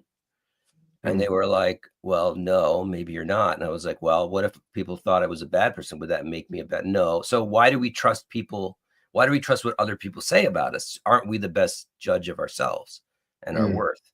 And like just trying to, because I'm a great believer in questions, Socratic method. If you just lecture kids, they're not going to think about it afterwards. So like I tried to break this stranglehold. And, I think, nothing succeeded like this meeting that I was talking about, because what happened when I started to question, the kids in the chat started to question, and other teachers were like, yeah, I don't know if I'm a white supremacist. I don't know whether I take this seriously. And then even the woman, what a question. So that our white meeting went on for like 3 hours, and there was all kinds of processing and people. And then one of the French teachers cried, and then the facilitator, to her credit, she was like, well, Mr. Rossi really opened up a lot of things for us, and we have a lot to discuss, and I'm really glad he's here. And, he did and I was like, this is great. Like, I feel great about what I did. And even the woman, the dean of students who called the meeting and scheduled the meeting, was saying like, I'm glad Mr. Rossi's here too. But what was happening while the meeting was going on is that the students of color and the teachers of color, what they had been getting is not any of this stuff. They were getting totally separate content about how, the pandemic was giving them stress, and they were suffering from, a white, basically whiteness, the white gaze, all of this other stuff that they were the white gaze. What's the white gaze, Paul? What's that? It's not white homosexuals. It's white. Not that there's anything wrong with that. Right. Not that there's anything wrong with that. But this is actually part of the theory. If I look at a black person, and especially if I smile, that's a microaggression, because I'm making a demand that the black person smile back at me. God damn, you're demanding, Paul. And just the power of my gaze is enough to make them feel like they're on a plantation somewhere. Smile at me, boy. Exactly, right? Wait a second, Paul. Is that really what they believe? Is that really what Yes, absolutely. Because the gaze makes generational trauma. Yeah, there's generational trauma. That I have. Wow. This is the flip side of your S&M point, Isaiah. You're right about the S&M thing, by the way. I have personal friends that I can share that are into that. I'm not me, but anyway, and they're very woke. But I will say this: it's also a crazy form of dominance. Like, if I am so powerful, if I am so powerful that my gaze can intimidate black people, like, oh, of course I feel terrible about it. Like Professor X, man. Terrible person. However, it means that I have all of this untapped power that I need to atone for. And, I've done such incredible violence to people. And, that's a weird kind of power. I can just picture you, Paul, on the train, just white gazing every person of color. Just like this. Yeah. No, actually, just I'm making just them powering. I'm trying to be as small as possible on this next train. This is so fucking stupid. It's like, you gonna smile for me, boy? You gonna smile? Exactly. Good. You gonna smile? Give me a smile, boy. Show me your teeth. And it's funny, but it's LBT. like it's messed up. It's really messed up and scary because they're teaching children this from a young age. Imagine Yeah, what that does to race relations. that in is the country. evil. Yeah, it's That evil. that is untold evil. Like, it's evil for adults to do that shit to other adults. But when you're doing this to children, 4 and 5 years, I have a 5-year-old niece and a 4-year-old nephew. If you to try to push that shit onto these little babies before, like, they physically can't, their brains cannot process it. And then when they figure out, because again, the only thing that kids know at those ages are to keep the adults happy. They have to appease the grown-ups, do what the grown-ups say. Yeah, and also fitting in with their peers at a certain age, and that becomes super childhood development. Yeah, and like, think about it. So it makes children of this. It makes the white kids feel like they're freaking predators or something that are just constantly oppressing and causing harm, and it probably feels some of the black kids making it feel like, you know, Jesus Christ, white people are just predators that are going to cause me harm. It's like, well, it's also in a way it's worse for the black kids, and I'm gonna try to explain why. Because the way it played out in these, are you going to white splain? Are you I'm going to white splain? I'm going to white splain. Are you going to white splain? Oh, I'm man. definitely going to white splain. I'm going to tell you. I'm going to give you an anecdote, Trigger but I'm warning, also there's going some to white try to. splaining coming out. Yeah. So take it with a grain of white salt. I'm just gonna, we only do pink salt in this house. Pink salt, Himalayan. Okay, but that's Himalayan cultural pink salt. appropriation because I'm stealing Himalayan salt. Yeah. Okay. I've got yellow. We can go all fever. day with this, huh? I know, right? Anything. Oh my God. So what happens is, like, there's you ever hear about, like, oracles? You know what oracles are in classical Greek? Yes. They're like they're like visions, you would go to the visions, oracle and the oracle would actually, tell I'm you an the oracle, future. by the way. That's how I got my name. You guys are. Yeah. So the teachers, the well-meaning liberal women, mostly women teachers, would treat the black students, particularly the girls, as these kind of transcendental angels that were going. Whatever they express is some sort of deep-rooted. It's the voice of history, really, because they are as the most oppressed class sexually and in their gender and in their race. What they have to say is actually going to lead us to the great Marxist future, right? Which is, so I guess that explains Jasmine Crockett, huh? Is it? Yeah. Ooh. So that puts tremendous pressure on these girls to, like, because they have no boundaries. Wait, Paul, stick a pin. Hold that thought, because if you want to see, because I'm going to show you. Here's what these oracles look like. Here's what you ready for this? Here's what some of these oracles look like. We're in the middle of a hostile government takeover. I want to talk about it, but I'll be late for work. And if you say, wait a minute, do we have to stop this? We had one, but she didn't want that lady in office. Hostile government. You know, yes, that's called black joy. Yeah. Which is also taught to the kids. That's something. Is that really, Paul? Is that really it's actually a thing. Yeah, I can't believe this shit. It man. is. It's in Black Lives Matters. I imagine there's no white joy. Part. No, white joy is very bad. Yeah, they don't have those kind of. You are not allowed to be excited about that fucking vanilla latte, Paul. Are there any? And you are not allowed to. If Gap has khakis on sale, you are not allowed to be happy about it, motherfucker. No way, man. No way. Hey, man, you can't stop us from getting happy. Can't do it. You are not. When you listen to Huey Lewis, you are not allowed to bop your foot. The You're not allowed. Shit. Yeah. You listen to the Beach Boys. That's a microaggression. Yeah, it is. Yeah, you're just. I'm giving out good. The audacity of caucasity.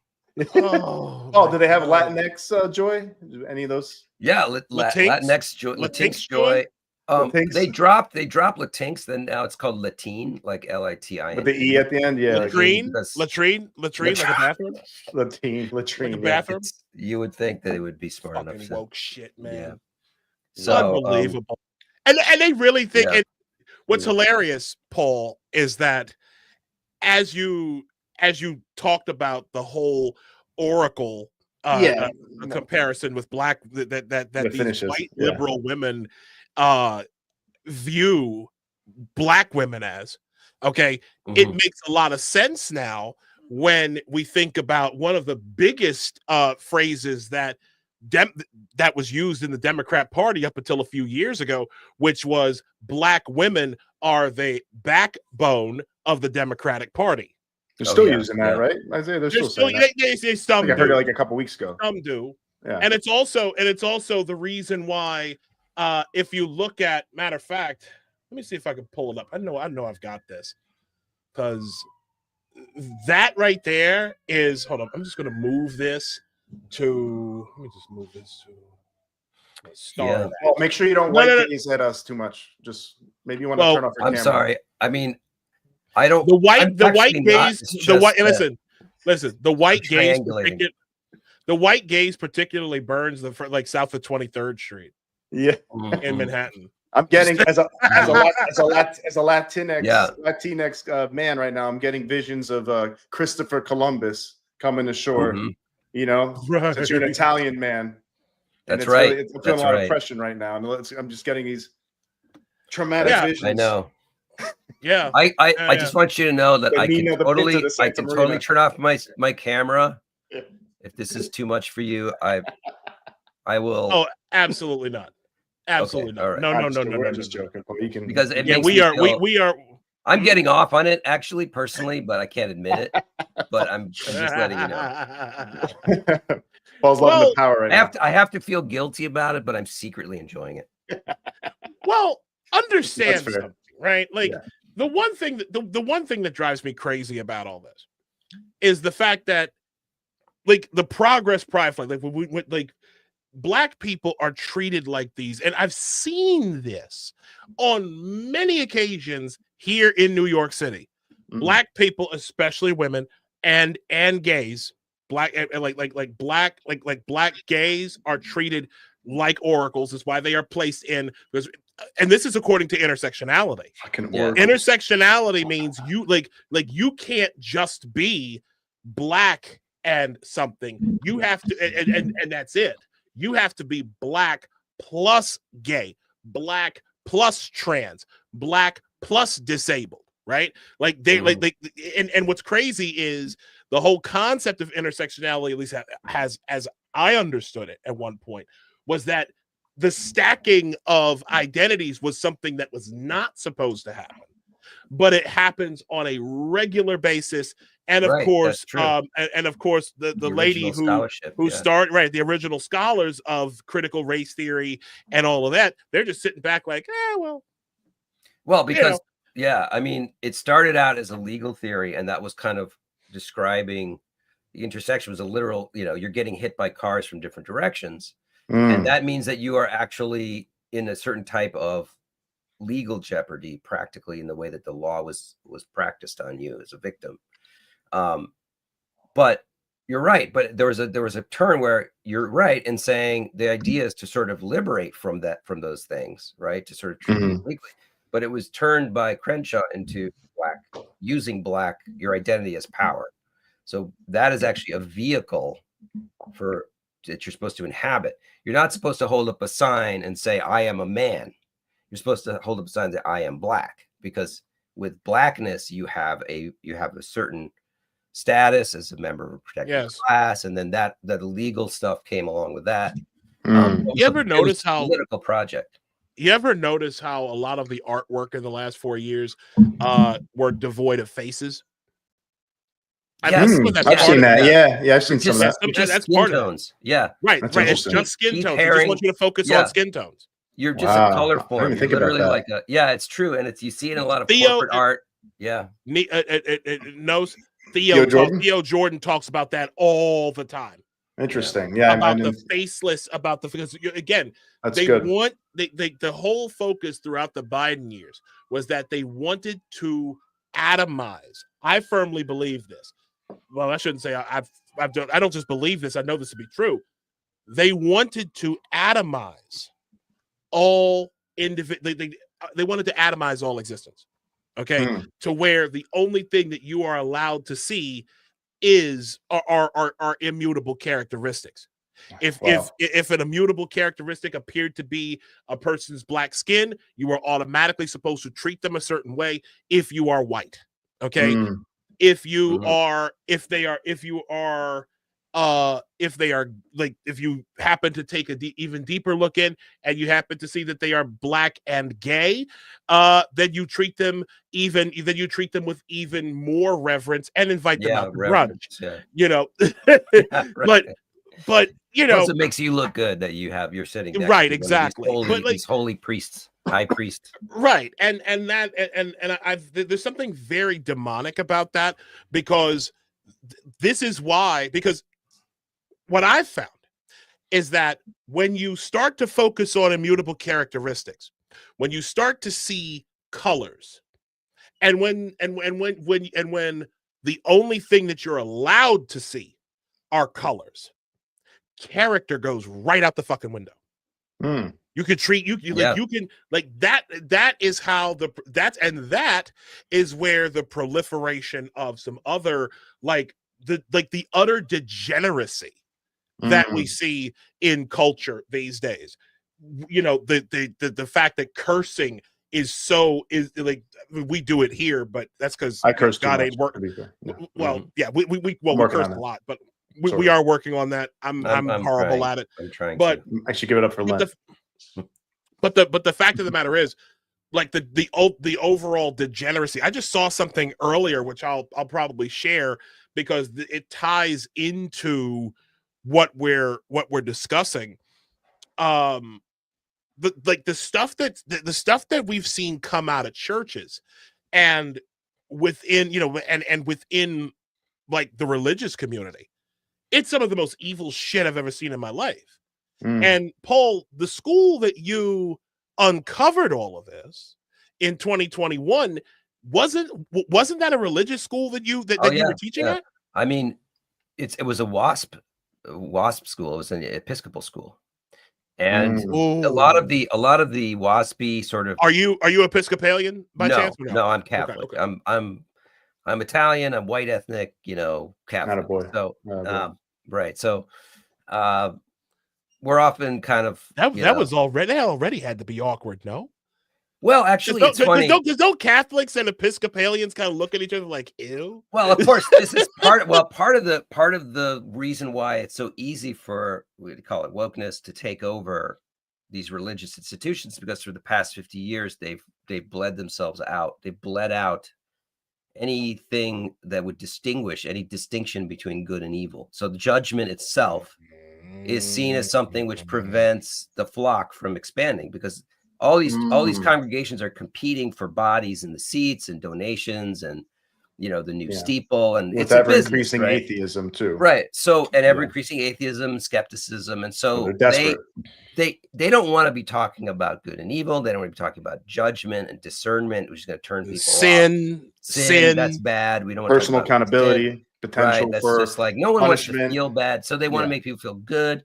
So they want to be inclusive, and all that whole part of the religion, which is at least as important as the love and the good vibes, gets stripped away, and you have this sort of amputated, you know, mutant religion, which is totally open to be taken over by, you know, warmed over Marxism or race Marxism or whatever, which is going to be like, to be a good everything is compassion, right? So if I want to be a good person, well, I have to be a good person. And the only way to be a good person is by, you know, helping the vulnerable, right? And helping the souls that suffer, right? Suffering to me. And, you know, it's like having you have empathy to be like for Jesus, everybody, empathy for everyone. So even then you have this, even terrible criminals. Exactly.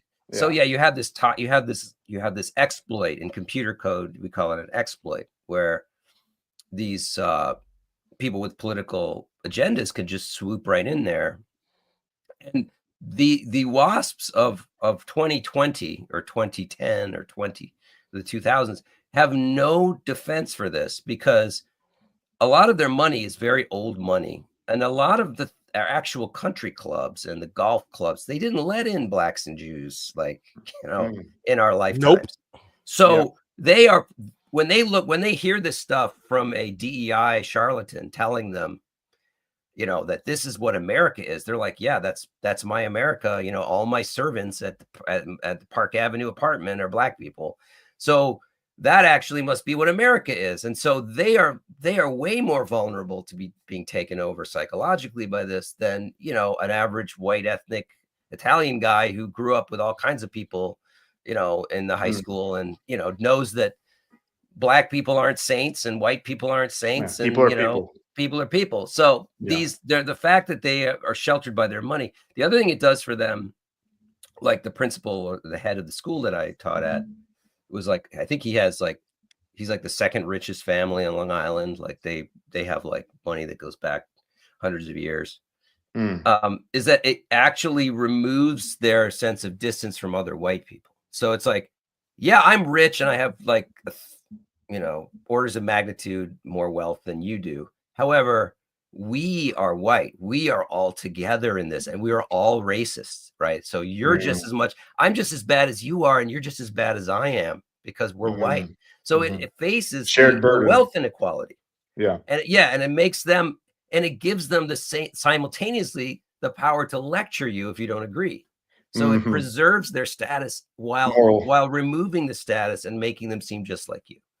So it's an incredible like power move in two senses for them, and it's very attractive, and so it makes them like way more vulnerable. And then of course, it's something they can point to morally. Yeah, something you point to morally. It's like, no, I'm not racist. Look at me. We got a DEI school. We send our kids there. I'm not racist. I'm just careful. Yeah. Right. I'm not racist. I'm just. It's funny if you say you're not racist, you're a racist. So they don't say I'm not racist. They say I'm racist, but I know it better than you do. So my awareness of my own racism is deeper than yours. You know what's so crazy? You know what's so crazy, Paul? I've had arguments with people telling them that they're not racist and they won't agree with me. Like I'm like, look, you're not racist just because you don't want to sit next to that black person on the train. It's not because they're black. It's because they look like they're dangerous the way they dress and the way they're like, if they were in a 3-piece suit, would you mind sitting next to them? No. Okay, well, maybe it's not because they're black. It's because you're if they're laid out on a fucking train bench. Right. There you go. Where like we're laying in their fucking bedroom. Yeah. Are you, and they smell like they haven't taken a shower in 3 months. Are you going to sit next to them? Listen, if they were white, I don't want to sit next to that. No. And I've been black all my life. No, the real question is, what are you fuck? Going to and does that hold a second. Does this mean that this just comes off like fucking like dirt? Because I don't want to sit next to some dirty ass bum on the subway. What the fuck are we doing? Oh God. Sorry, Paul. No, yeah. And so I would try to do the Socratic method thing, and I'd be like, well, what if that person was doing everything, they were behaving exactly the same, they were looking at you the same way, they were dressed the same way, but they happen to have white skin. Would you still want to sit next to them? And they, I would sometimes I'd get to them and be like, thank you. No, probably not, but it's like their culture. And I'd be like, what do you mean? And they're like, well, that they're just adopting black culture. And I'd be afraid of black culture, even if a white person was doing it. I was like, is that what you think? Is that black culture to like be threatening? And what is that? Like, and they're like, I know I'm racist. So, you can't win. You can't win. You know what that is?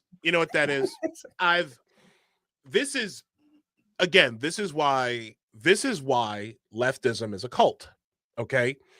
Because the one thing that all religions, Christianity, I'm going to use Christianity as a bit of a mirror image to prove my point here. Christianity, there's a verse in the book of Psalms, and I can't remember. I think it's Psalm. I don't remember the exact chapter and verse, but it says, behold, I was shapen in iniquity, and in sin did my mother conceive me. I think it's Psalm 50 something. I can't. Please check on that notes if you can. But that verse in the Old Testament is treated as one of like the oldest evidences of a sin nature. Okay, like the human disposition is to sin. It's automatically it's automatically by default we are against what God wants. Okay. Now, I was raised in this. I was raised in this doctrine. Okay. The doctrine, you know, it's crazy because where so many churches and so many other religious organizations and institutions ran away from sin. You know, my brothers and I, we were blessed to have Kevin and Robin Carter, who over the years, and yes, it drove me crazy, you know, in my younger years, Kevin and Robin made sure that me and my brothers knew exactly what sin was, that we were very much, that we would seek out churches that were not afraid to shy away from sin. Because because here's the thing, when you start talking about sin and the transgression from the word of God, okay, what happens is it draws your focus away from the group identity, and it causes you to focus on your individual selves. Right? Right? And that's accountability.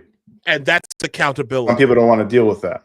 Exactly. And that's why, and again, and that's why collectivist nonsense, okay, where the sins of the father are heaped onto the sins of the father, the sins of whatever they of the grandfather, they're heaped onto a specific group, okay, and that's why they say they use terms like historically marginalized. Okay, this is why they hate, because the thing is, we talk about that sin nature, right? That the humanity is presupposed to sin, right? We've already established that. But the problem is there's no grace, there's no mercy, there's no repentance. Forgiveness either. There's no forgiveness of sin. Yeah. That's the part. That is the part that makes me absolutely repel leftism, and it makes me despise communism, because there's no forgiveness. It's even why I don't even like Islam, for that matter, because Islam does not, like, there's no forgiveness of sin. There's no forgiveness of sin. It's like what happens is you have to show contrition, and you have to show undying loyalty to, in the communist case, the state, or really the Marxist case, the state. You have to show total fealty to even have a chance at making it in life. And the only time you are rewarded for anything is when, like if you say enough glory to the states. Like I don't like. No, you could be purged tomorrow, and you're supposed to be done. If you're purged tomorrow, look at what happened with Gavin Newsom. Yeah, look at what happened with Gavin Newsom. Okay, this guy, along with several others in that godforsaken state, was single-handedly responsible for some of the most evil perversions to happen to children. Okay, particularly with the gender cult nonsense. You can thank Scott Wiener for that too. Okay, the thing about, but think about it. Gavin Newsom said, "I'm going to start this new podcast, and I'm going to talk to people that I don't agree with." And the first person that I talked to is Charlie Kirk. All right. And Charlie Kirk waxed that ass. Yeah, I heard about it. I gotta watch it. But I gotta see it. Yeah, I haven't seen it yet. I haven't seen it either. But the fact is, well, I saw clips. So I saw a few clips. The fact is, Gavin Newsom is getting eviscerated by leftists for even talking to Charlie Kirk. Yeah, because you give a platform to, like, this is the way. So I think this is what I've often thought about the relationship between what you're talking about, that there's no forgiveness of sins and leftism. Because God is projected into the utopia to come, right? So in dialectical materialism, the various structural forces fight it out on the battlefield of the present, And then, like we're saying, the oracular future is the marginalized, which finds its voice. So that's why you also hear, listen to Black voices, listen to women's voices, because the voice is the utterance of consciousness, historical consciousness coming into being. And that is a cycle that's going to lead us towards utopia. So the role of the individual is simply to play their part on the stage of history and then expire, and to be basically sloughed off like this a snake skin, because history is going to constantly molt itself, and eventually this beautiful beast will be born that will be the utopia where everyone lives perfectly. A perfect world where there's no racism, heaven, no sexism, and no inequality. The white person's job at this time, in this present, is to expunge their racism, which they which is like their sin. You can't be free of it, but you can simply act on the stage of history in a responsible way by doing things like not platforming Charlie Kirk or using your power to uplift Black voices, right? You're supposed to basically submit and be subordinate to Black consciousness or female consciousness or trans consciousness or whatever the consciousness is. Until, I wonder how many of them want to uplift Isaiah's Black voice. Right. Of course, it's not actually. Wait, whoa. You have experience with that, though, Paul. Yes. Why don't you tell us about the time you tried giving or even talking about Glenn Lowry, please? Oh, yeah. Oh, yeah. Yeah. So I was talking to my, this was about 3 months before that meeting I was describing in February. In November, what year was this, though? 2021? This would be 2020. Okay, 2020. Yeah. Okay. And I, other than math, I also taught some philosophy courses. I taught a course in Stoicism, which I created. I thought the kids this was sort of my way of creating curriculum that would address some of the other things going on in the school. Shout out to Marcus Aurelius. Yeah. Seneca.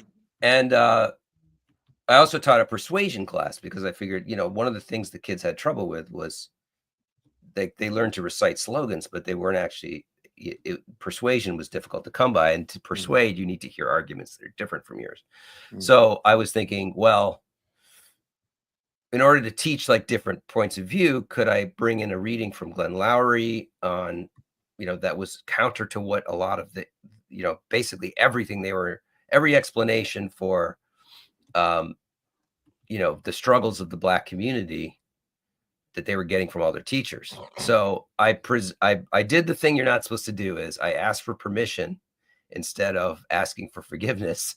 I went to the principal and I said, here's the reading I'd like to present to the kids. I'm going to have these other readings. It's not going to be indoctrinating in the other direction because I want them to discuss it in context.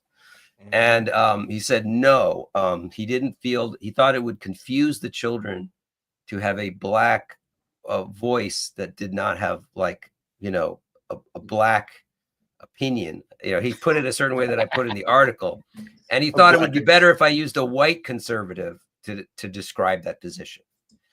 And I said, well, this is a professor at a school that we aspire to send our children to at Brown University. Yeah, highly respected. And he is a Black man. And you're actually telling me not to include this person in the curriculum as an articulation. And I think regardless of race, he's like one of the most, articulate, if I could say that without. No, you can't. You're not allowed to say anything nice about Black people, or you're fucking racist. He's very well spoken. Yeah, I should say, he's good with words. Can I say that? His dialectical ability is sublime. Yeah. Right. That would get me. There you go. That's pass, acceptable. right? That's acceptable. And don't do it with a white so gaze on he your was face. shot me. He shot me down, and I said, okay, I guess I can't do that in the class, or I might get fired. But can I ask Isaiah a question real quick, Paul? What would you say is a Black opinion? How would you define that? Yeah, I'm curious. It's a Black opinion. Anyway, sorry. Go Black ahead, opinion. Hillary Clinton really does carry hot sauce in her purse. Black opinion. I'm only gonna vote for Biden and the Democrats. Oh yeah. Otherwise, I ain't black. Right, exactly. Yeah. We don't. Yeah, like I absolutely. I'm gonna be honest with you. What Can't take it, man. this? You know what it is. I'm gonna show y'all something real quick. I'm gonna share. Oh, you got something? Because I feel like this is Herbert Marcuse Oh, from 1969. Oh, there Okay. we go. Here we go. I believe the name of it. It's called An Essay on Liberation. Okay, from 1969.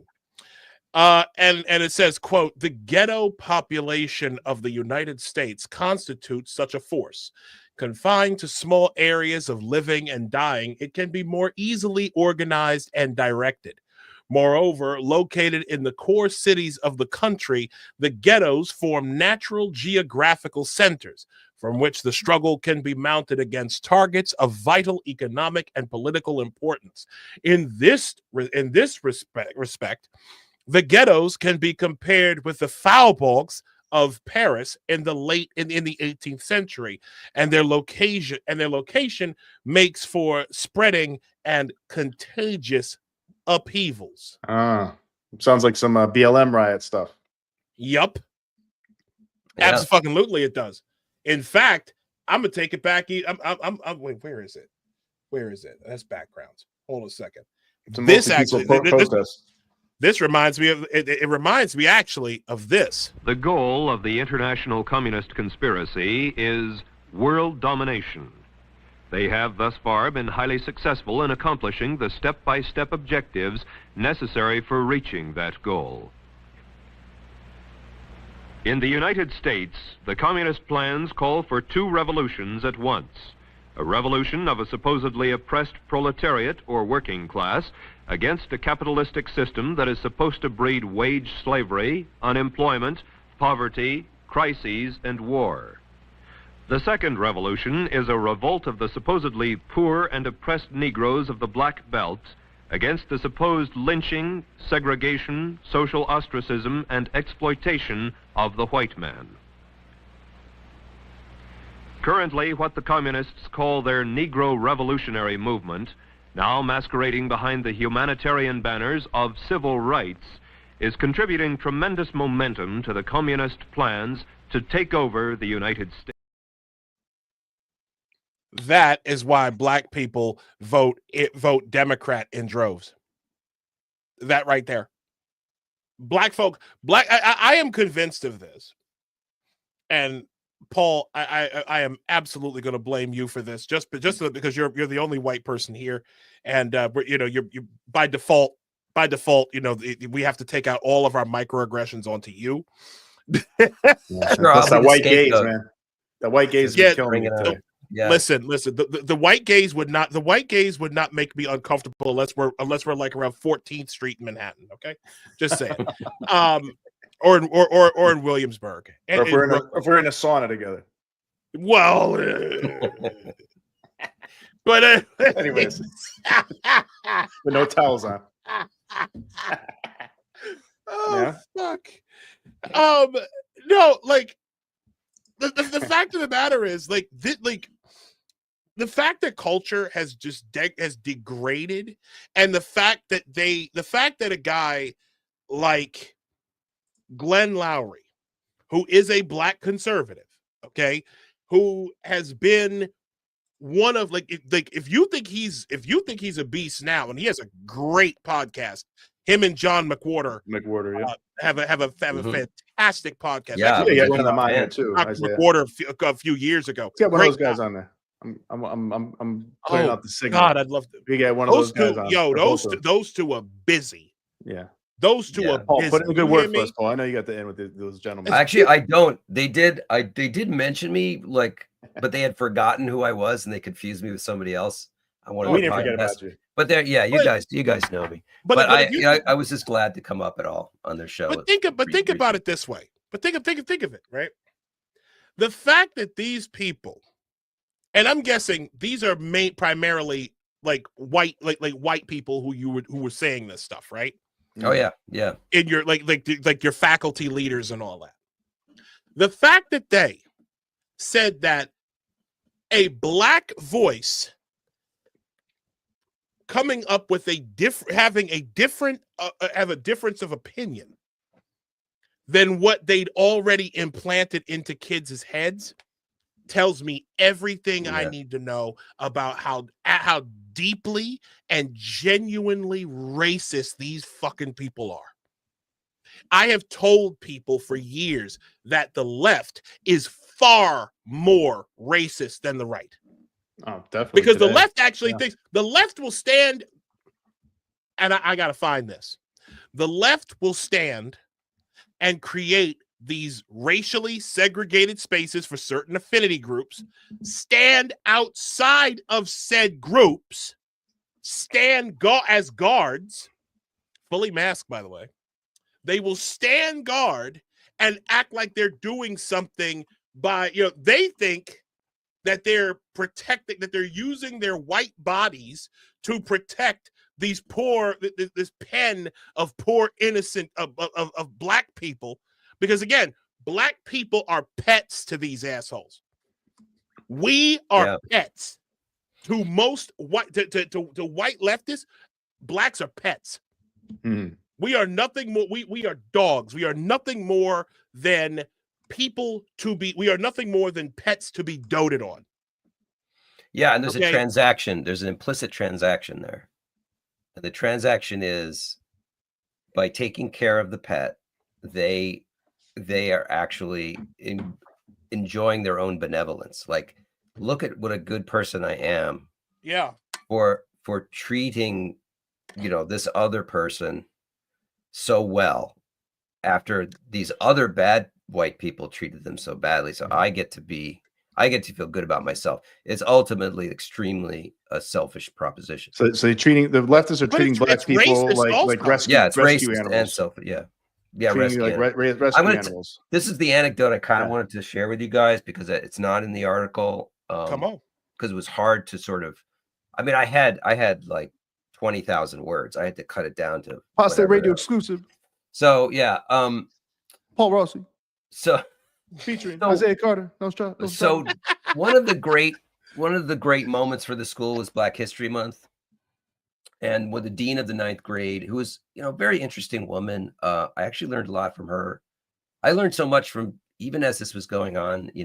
I was learning a lot about things, but she would she would take, when a new 9th grader would come to the high school, if that was a student of color, she would kind of take them under her wing and be like the mama, and like tell them how to navigate, the white society and listen to songs with them and dance with them. And she was just sort of like this maternal figure, but also, stern and kind of a taskmaster and like keep them working hard. She did both. She did some good things. But it was kind of like a surrogate mother type thing, and it kind of crossed some boundaries. But anyway, it was kind of the thing that you do in a private school.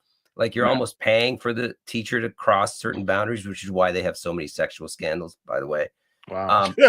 But so, it's weird, but that's in a New York elite private school. But what they would do during Black History Month is that, they would work on doing a program to do a special church service in this beautiful, gorgeous cathedral, which is Grace Church Cathedral, which was designed by the same architect who built St. Patrick's. It's just got such a pedigree. Right. But for this, the Black History Month 2020, she had all the students dress in black and sort of do this Beyonce thing or kind of dance and march like they were marching in formation. And they had like, this is what we say to white culture. We say nah, like NAH, with a period. And like, then they get up there and they had all like done these like total fist up poems, like these political poems, about, and some of them were reminiscences about, how they'd been mistreated by the white gaze or whiteness in their lives. And so this was sort of like the great demonstration of the successful indoctrination, right? And then as the spectacle's unfolding, and I'm just there with sort of like, looking with my head in my hands, because I know that these kids came into the 9th grade like fun loving, and they're kids, they're just children, like, and now they've been politicized and weaponized. They turned to the Mao's Red Guard. Yeah. Right. And so, but that was actually, you know, you have all these white teachers and administrators in the front that are just smiling and beaming and patting themselves on the back, saying like, how wonderfully enlightened are we, that we are like, we are helping these children become their true selves and their true identity, because to them, like, their blackness had been repressed, and now they were releasing this thing that was there the whole time. And now they're just out here rejecting white culture on stage. And it kind of hit me. I'm like, this is minstrelsy. Like, this is a twisted kind of minstrelsy where they're acting out this caricature of what they imagine like a socially aware, conscious Black person it would do. And I just kind of was like, I was like nauseated, but also kind of fascinated, but horrified. Yeah, because these are real children. Like, these are like young minds that are being worked like this. Now imagine that. And then if they're here in New York, right? We're talking about a New York school. So imagine this, right? You're one of these kids, okay, or you're the parent of one of these kids, and you hear this. Okay, hold on. Let me just showing off your new card, huh? Young Black kids growing up in the Bronx who don't even know what the word computer is. They don't know. They don't know these things. And I want the world open up to all of them, because when you have their diverse voices innovating solutions through technology, then you're really addressing society's broader challenges. Oh, fuck up. What do they use in Black schools, Isaiah? Like sundials and abacus? What's I played that for the kids that I taught. Malt liquor and fried chicken on an abacus. That's what I put that clip. I put that clip on the screen in front of my students in my advisory. So they're all Black. They're all from the Bronx. And I was like, what do you guys think of this? This is the governor of your state. And I played that for them. And there was like an awkward pause. And they were just like, and then one guy was like, I know what a computer is. And then like another kid was like, that's racist. I bet you do. Like, yeah. That is racist. Yes, she's our governor. I know what to tell you. That's the governor of your state, children. I know. That's the governor of our state. That's the lady who makes most of the big decisions. Okay. Yeah. I was actually really pleased by that school, because a lot of the kids were pretty based. Like, I mean, some of it is self-selection because their parents are sending them to the school. You know, they choose to, they want to go there. But, you know, one kid ran in, actually these boys ran in totally, you know, between classes, and we're like, Mr. Rossi, like, how many genders are there? And they just like waited for me to say it. And I was like, my children, there are 2 genders. And then they screamed and like, yes. And they ran out. It gives you hope for the future. They were very happy that someone was going to tell them the truth. When you spend so much time trying to force this unnatural shit down people's throats, okay, and you know, everybody knows that this shit is only really for the benefit of the adults pushing it, right? Like that's what it is. Yeah. It's like this isn't for anyone else but the adults. Okay, this don't help nobody but the adults, and then you end up with this fuckery. Okay, that I'm about to show you. Yeah, you end up with this shit right here. Some gigantic. Hello. Blossom. She her hers powerhouse. The Blossom powerhouse. Lovely to meet you. Okay. Yeah. Go ahead. Fuck out of here. I don't. No. Get the fuck away from me. You know what the funny thing is too? Get no. But see, but again, that's what they want to. That's what they want to force on everybody. Yeah. They want children, not just Blacks, right? But they want children to look at that thing and go, "Oh, that's a woman." Like they're literally forcing perversions onto children because they want to induce mental illness on these kids. Let me ask you a question, Paul. I mean this seriously. Did you happen, like, in your experience as a teacher, have you come across like these adults, these teachers, administrators, whatever? Have you caught any of them like trying to get these kids to hold two opposite positions in their minds, and to be able to deploy them at any moment? Like, what's your experience with that? I'm not sure what you mean. Do you have anything specific like that you're thinking of? You know what? I had the idea in my head.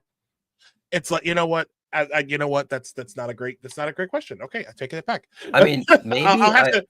It is what I mean is, okay. Let me just make like. So, like you were saying earlier about how you dealt with adults who would say, I'm racist if I do this, right? If I have this belief in my head. Mm-hmm. But then if I deny that, if I say I'm racist, if I say I'm not a racist, I'm a racist. Yeah, I mean, but this is the double bind. Yeah. Yeah. That's what I mean. That's what I'm talking about. So psychologically, like the learned helplessness that people experience in struggle sessions and things like that, where they're just completely cowed and they feel ashamed because they're given like two contradictory positions that they have to follow both in order to be a good person. And if they follow one path, they're a bad person because they don't do the other thing. If they follow and they're contradictory. So, you know, I got a good example of that. So one thing they would tell the kids is like, you have to constantly interrogate how you're reinforcing white culture, and this is something that you have to struggle with, and you really need to take it seriously and talk about those things within yourself. And simultaneously, you cannot make this all about you. Okay. So if you make it all about yourself, then you're not centering Black people. So you'll have this, they're basically imagine it like a psychological boxing ring, and you're slapping the person on one side of their head. And when they defend them on one side, they slap them on the other. And they're getting buffeted by two contradictory impulses. Another one is they had this thing called the pyramid of racism, which is a common instrument. And at the top of the pyramid is genocide, right? And then underneath it, they have things like the KKK and lynchings. And, you know, and at the base of the pyramid, well, the gaze is on there, but it's sort of like middle to lower because it's so common. And then, you know, they have things like, you know, locally sourced schools is on there. Like locally sourced schools. So yes. So like the pyramid, the whole idea of the pyramid is that the little things uphold the big things. So if you do the little things, you're actually providing the foundation for genocide. So it raises the stakes on low stakes things. And it's a cult mechanism. I mean, they do this in all kinds of cults. And then one of the two things that are next to each other, I'm just going to finish this one part of the pyramid, is they say, you know, not believing people of color, right? That's on the pyramid. And right next to it is, but my Black friend says. So in quotes. So what that means is if you don't listen to people of color, well, then you're upholding genocide. But if you say, well, my Black friend said this, you know, and I listened to him and it's not the politically approved message, well, then you're upholding genocide. Yeah, you're uplifting the wrong voice. Simultaneously listen, right? So, you know, if I said, well, my Black friend Glenn Lowry said, well, that's upholding genocide. But if I don't listen to the right people of color, and how do I know who the right people of color are? Well, I have to listen to people of color to tell me that. And I don't know in advance who the good people or the bad people are.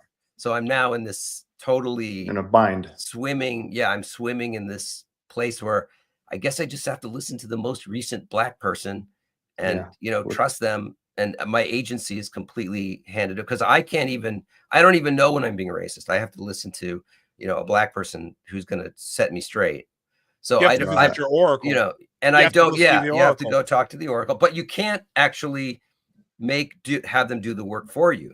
Right. So you have to read how to be an anti-racist. Right. So you have to do the reading and white fragility. That's such then go talk to them. Fucking shit, man. Right. So of course it is totally this concept. It's this Rube Goldberg contraption of self-criticism, and it really is. It's very Maoist. And there's another example I could point to too, and there's another one after that, I think. But one of them is probably, you guys know, obviously gentrification is that's racist and bad, and it oppresses Black people, people of color. What's the opposite of that?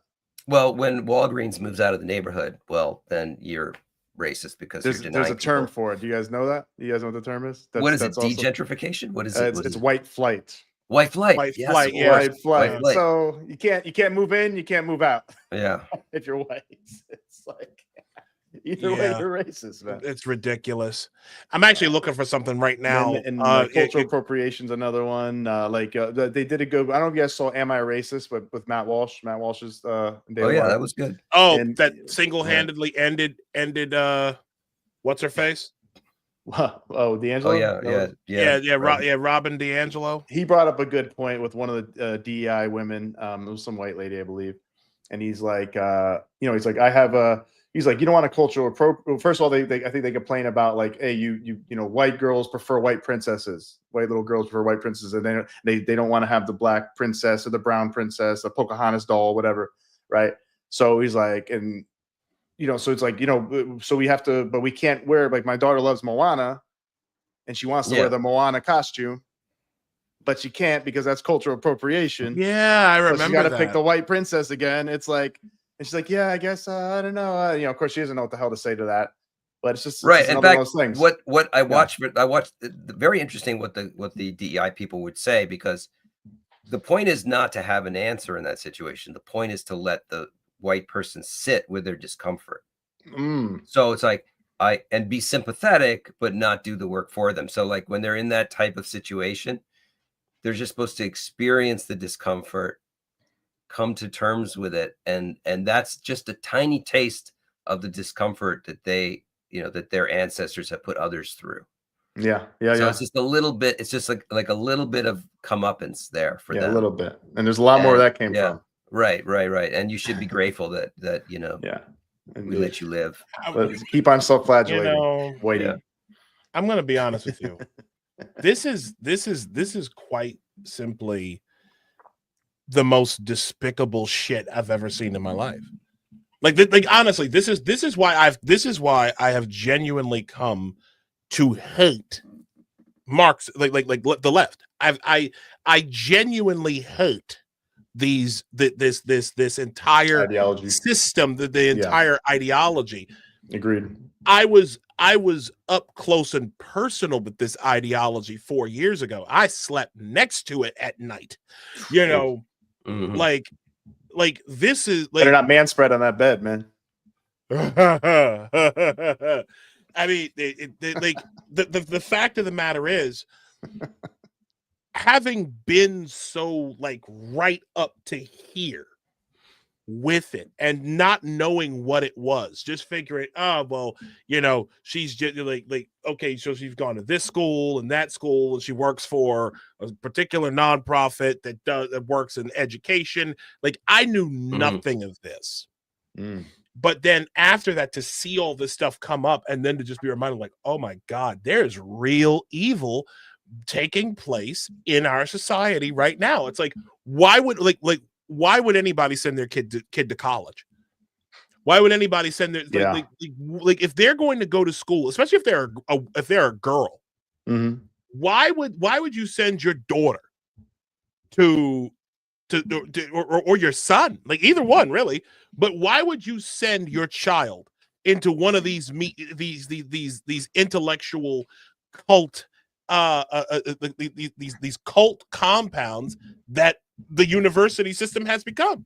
Well, I can tell you why. I can tell you how the elite cult compounds that leave you in like six figures of student debt. So the elites are, and every society has them, right? They're Brahmins. They have the status. They have the prestige. They preserve their wealth. They take different forms. But the way they think about it is they're totally opportunistic. Like, this is the discourse. This is the language that my child needs to know in order to survive.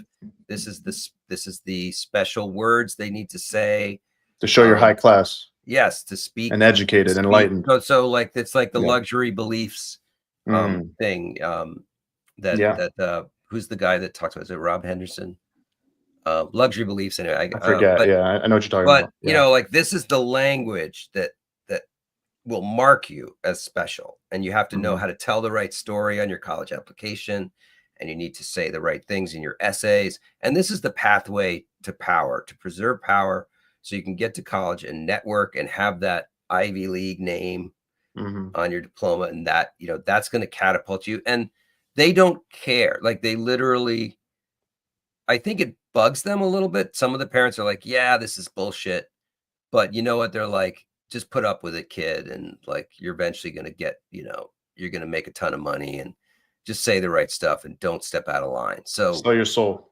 Yeah, so that's what they're, and the impact of that on those kids is worse than the true believer kids, because what they learn, what the kids who dissent from it but keep quiet learn, is they learn to lie. They learn to lie, and it costs them their soul. If there's a true believer student, eventually that student could change their mind and actually, you know, they're used to speaking their beliefs. And if they wake up, or they get in their 20s or 30s or 40s and they see something else, they'll speak up about that too, I think. Whereas it's a more depressing outcome for the student that conceals themselves, because then they're like hiding their light under the bushel. It's soul crushing. Yeah, it's soul crushing. And you learn to lie to yourself, lie to other people. You learn to not speak up when you need to speak up. Yeah, like you did, Paul. There were some boys. There were some boys that spoke up, even they knew it was unpopular. And it's usually the boys, because the boys are not as compliant, like some of them. Right. And one kid was like, I like Nietzsche. He was just like, he like latched onto Nietzsche, because Nietzsche was like a big middle finger to all of this defiant, this phony, fearless, religious, waspy crap, you know, that had been corrupted. And it was a way to get back at everyone. It was like, yeah, Nietzsche's great. I was like totally validated. Like, go for that. Go for it. Like, you know, great jumping off point. So, you know, there was still some punk rock in even those kids, in this very rarefied atmosphere of. It's hard. That's a spirit that it's always going to be there. It should always be there. You know, unless I guess you have a totalitarian communist state where, as soon as you pop your head out, they chop it off. But a lot of the boys were sort of baited, because they wanted dates, they wanted the pretty girls, and then the girls were pretty much 80% on board. They'll swipe left if you're a Trump supporter. Right. And exactly. Saw a lot of that in the dating. I saw a lot on dating apps too, even when I was still single. People that constantly, I'd see, if you're Republican, if you're, I'd see that probably every fourth profile or something like that. So you have to be willing to be true to yourself during puberty, which is, God knows how hard that is when your hormones are raging. You can't compromise your beliefs.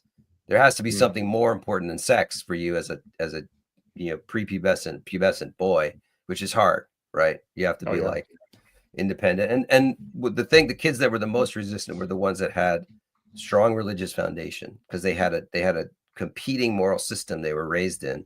Yeah. You know, and that gave them, you know, that's why they really need to get into the religions and change the code of the religions. Yep, exactly.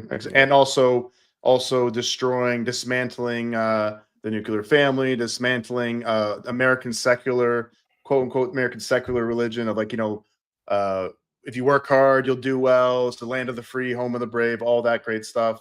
Let's destroy that, dismantle that. So there's nothing to really believe in besides what they did. It's a cultural revolution, right? It's what it is. It's just destroying the old traditions, the old virtues, all of that. It's Maoist.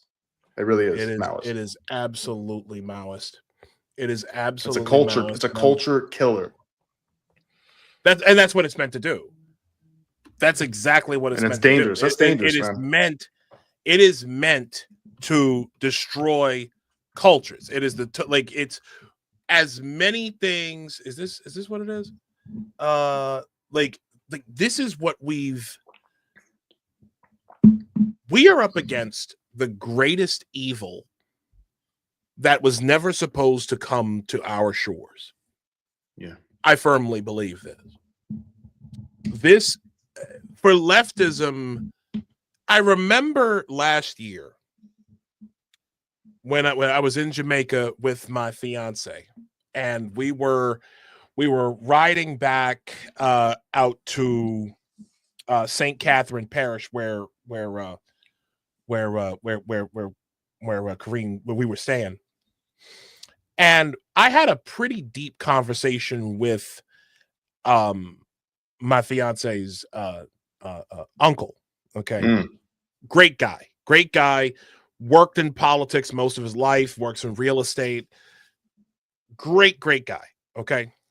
I love and we were talking, and I remember telling him, because again, most Black people, and I'm coming across this with like coworkers now, they can't possibly comprehend why a Black man would vote for someone who they've been programmed so intensely to hate, such as Donald Trump. And I remember saying something to him, and I said, something is fundamentally wrong with the Democrat Party. And what that fundamental wrong is they've been suffused with communism. We are talking about a full-blown leftist, we are talking about a full-blown Marxist movement.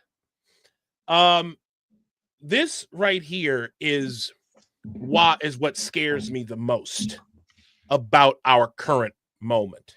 Okay, from the School of Life.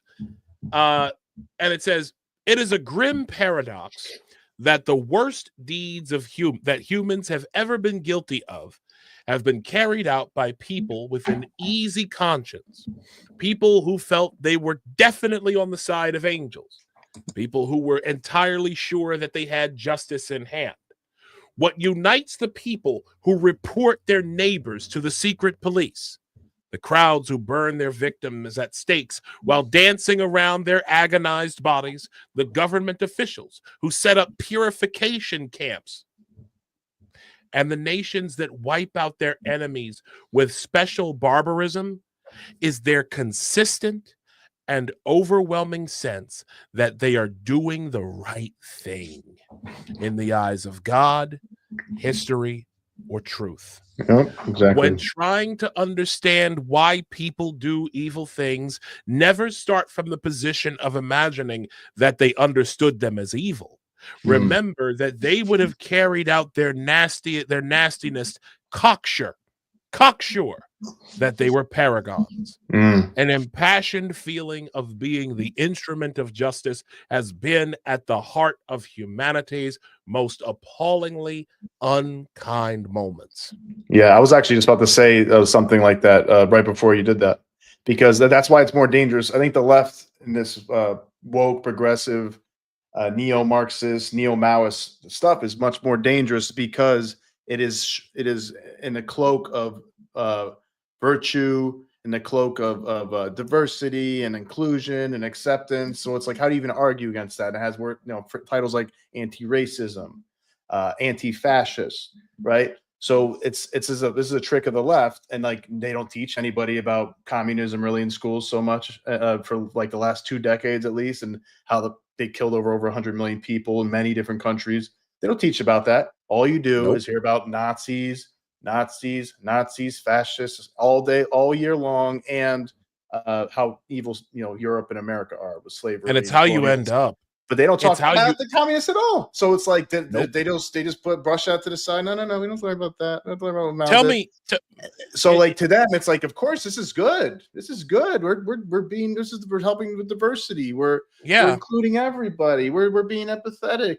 But we know what happens with this stuff. We know how it's destroying our culture. It's destroying the West in a lot of ways, and we know it could get even further if it gets fully. We've seen what happened in other socialist and communist countries, so it can go worse. This is how you end up with shit like this happening. If the UCC was really as open and affirming as it claims to be, then there would be trans people of color in every UCC church. But that would also require the UCC to reckon with its white supremacy culture. 90% of the gigantic UCC white male is white. in drag. And if you look a little deep into the history, you will see that the UCC has its roots in American colonialism. Looking at the congregational churches and looking at this one right here too. Just being honest. Good God. Well, I think I think unfortunately, like our culture is like the culture that preceded this. We're talking maybe like conservative culture, traditional culture has a lot to look in the mirror about because we kind of enabled it. Yeah. Like we were a lot of people who could have protected against this abdicated their responsibility to do so. And they got carried away with, the 60s and kind of the cultural malaise and really being skeptical about things, that actually help to preserve traditional things. And that's what I try to do with the teacher network is that we have, and we come from all different political stripes. So we have liberals and we have conservatives but we believe in traditional teaching. And that means teaching both sides of a case. If we talk about history, this is what these people thought. This is what these people thought. What do you think are the benefits of both?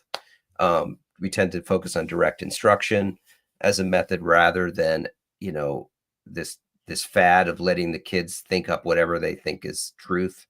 And then they never actually learn what is truth because it's whatever they imagine. And it's special and beautiful just the way it is. We don't believe that. But, I will say this, I think that everything is right for a certain time. So I could definitely see the right becoming a victim of its own success if things are trending in the right way. And then, and then they would have the pendulum would swing too far and they would have things that I would criticize. And there are certainly things like that. But I think the overwhelming pressure right now is even with Trump, you have all of these people were educated at these schools of education to go teach children in this manner. I mean, the seminal text of schools of education is the one that sort of the moral Bible is Paulo Freire's The Pedagogy of the Oppressed. I mean, he was a Brazilian Marxist. He teaches, how education must be liberatory and, the children should lead us and they should, just be conscientized on their own oppression matrix and all this other stuff. And all of those teachers, there are millions of them are still out there no matter what Trump does. And they're all going to continue to perhaps reframe and change their resumes up a little bit, but they're going to be in front of your kids just like that. So, the way I like to teach is, I don't just teach math. I also teach other subjects. And the way I try to do is like, whatever context I'm in, if I'm in a context where all the kids believe X, I want to present them with the best arguments for Y and why X is not always correct. And then they can, once they learn all the other side, then they can decide for themselves whether they lean on the X side or the Y side, whatever the argument is. And if I was in a place where all the kids believed Y, I would teach them X. And I would say, what are the arguments for X? Do you really know the arguments for X? Could you argue with somebody who knew? And a lot of times the kids are deprived because if they have one moral foundation, they never learn the countering argument. So you can't just ask them to come up with stuff on their own because they never learned the other side of the case. So that's sort of I don't believe in just letting the kids figure stuff out for themselves because they're always going to take the easiest path. Not all of them, but most of them. And it's incumbent on the teacher to break, to disrupt their patterns of thought so they can actually learn something new and then internalize that and then actually have an internal debate. Real quick, guys, I just want to read a quote. Just to quote Mr. John Stuart Mill, "He who knows only his own side of the case knows little of that." Yeah, that sounds to sum up philosophy, which is a really that's true. I gotta find that one. That's true education. Now, I'll send you the link. To Paul's earlier point about Freire, this right here sums it up. Is that Freire discussed the use of liberatory pedagogies, specifically for the use of criticality in the development of critical consciousness in those who are oppressed. In The Pedagogy of the Oppressed, Freire defined conscientização as the awakening of critical consciousness, which he proffers could lead, quote, to the expression of social discontents precisely because these discontents are real components of an oppressive situation. He stated that the awakening of an individual's consciousness is what leads to their liberation. His premise is that there are those who are oppressed and are unaware of their status as oppressed. It is through using what Freire refers to as liberatory pedagogies and critical literacies, specifically, that these individuals may gain awareness of their status. Once aware, they can only gain freedom or liberation through struggle. This is deep. This is demonic, depraved shit. I'd like to know what he means by That's what it is. liberation for a lot of these people. Like, I mean, I understand if you're under like a dictatorship or something, or it's like severe income inequality and the people are barely eating on the bottom, that makes sense, right? But it's like they use this for like America. How many people are like really need to be liberated in America? Well, this was the sort of in the 50s, the Marxists had to reinvent themselves because America was so prosperous.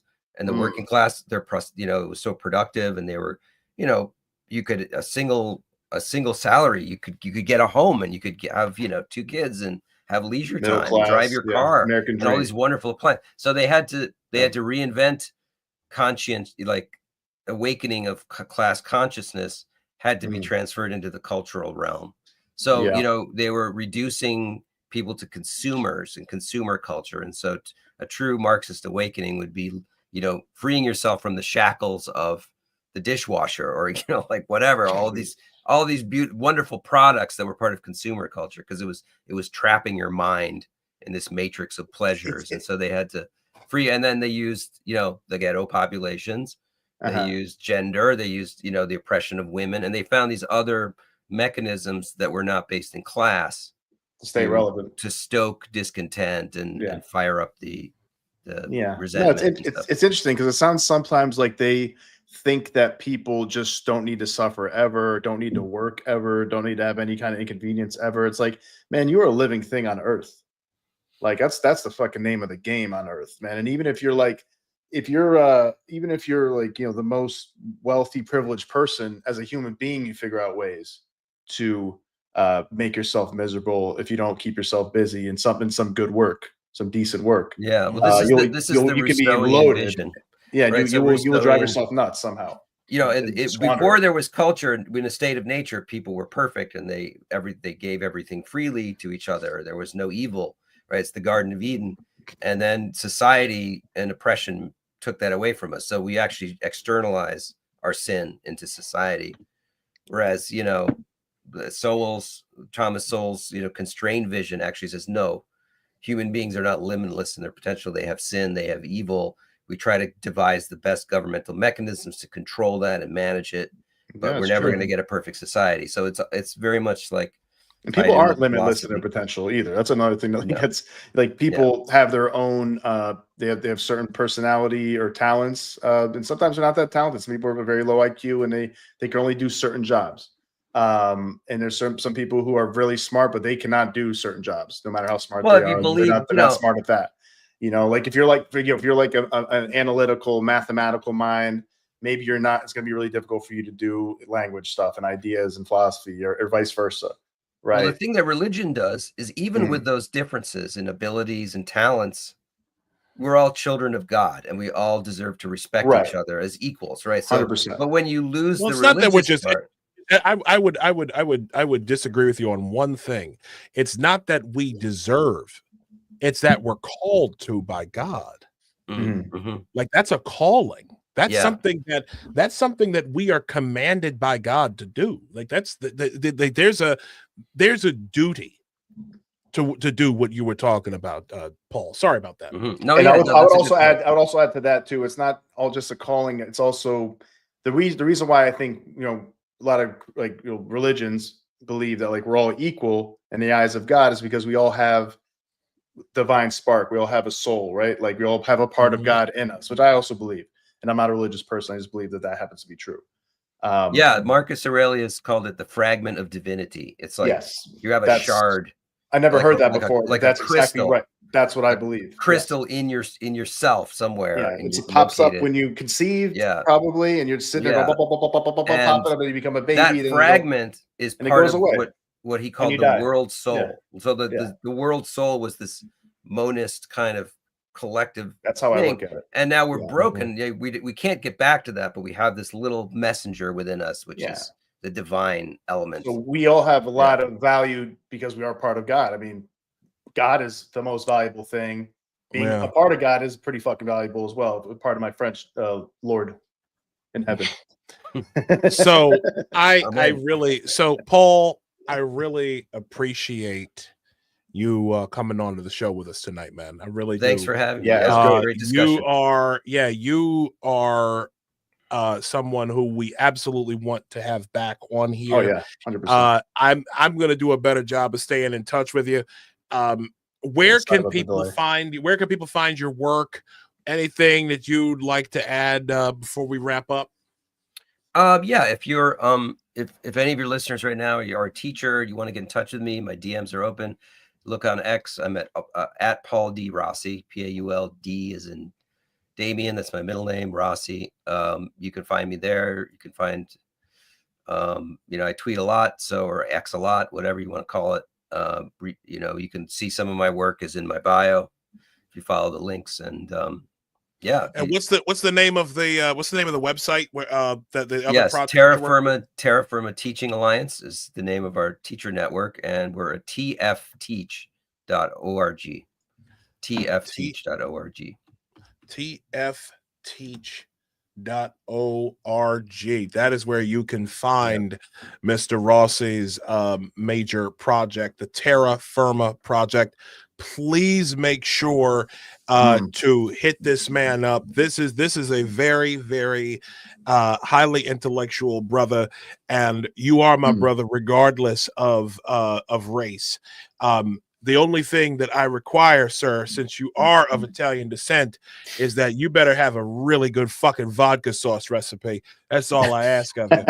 Yeah, I've got a puttanesca that you're gonna. Oh, I love puttanesca, man. The capers, the anchovies. Oh yeah, I love it. I love the salty red sauce, man. Paul, appreciate you, brother. Yeah, thanks so much for coming on, man. Do it again. Thanks. Yeah, we really do. Thank you so much, man. Awesome.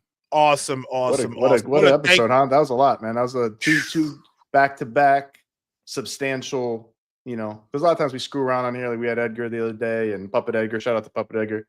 But this was kind of a little more serious, I feel like, in some ways, Which you know something, honestly, I feel like it's something that we needed.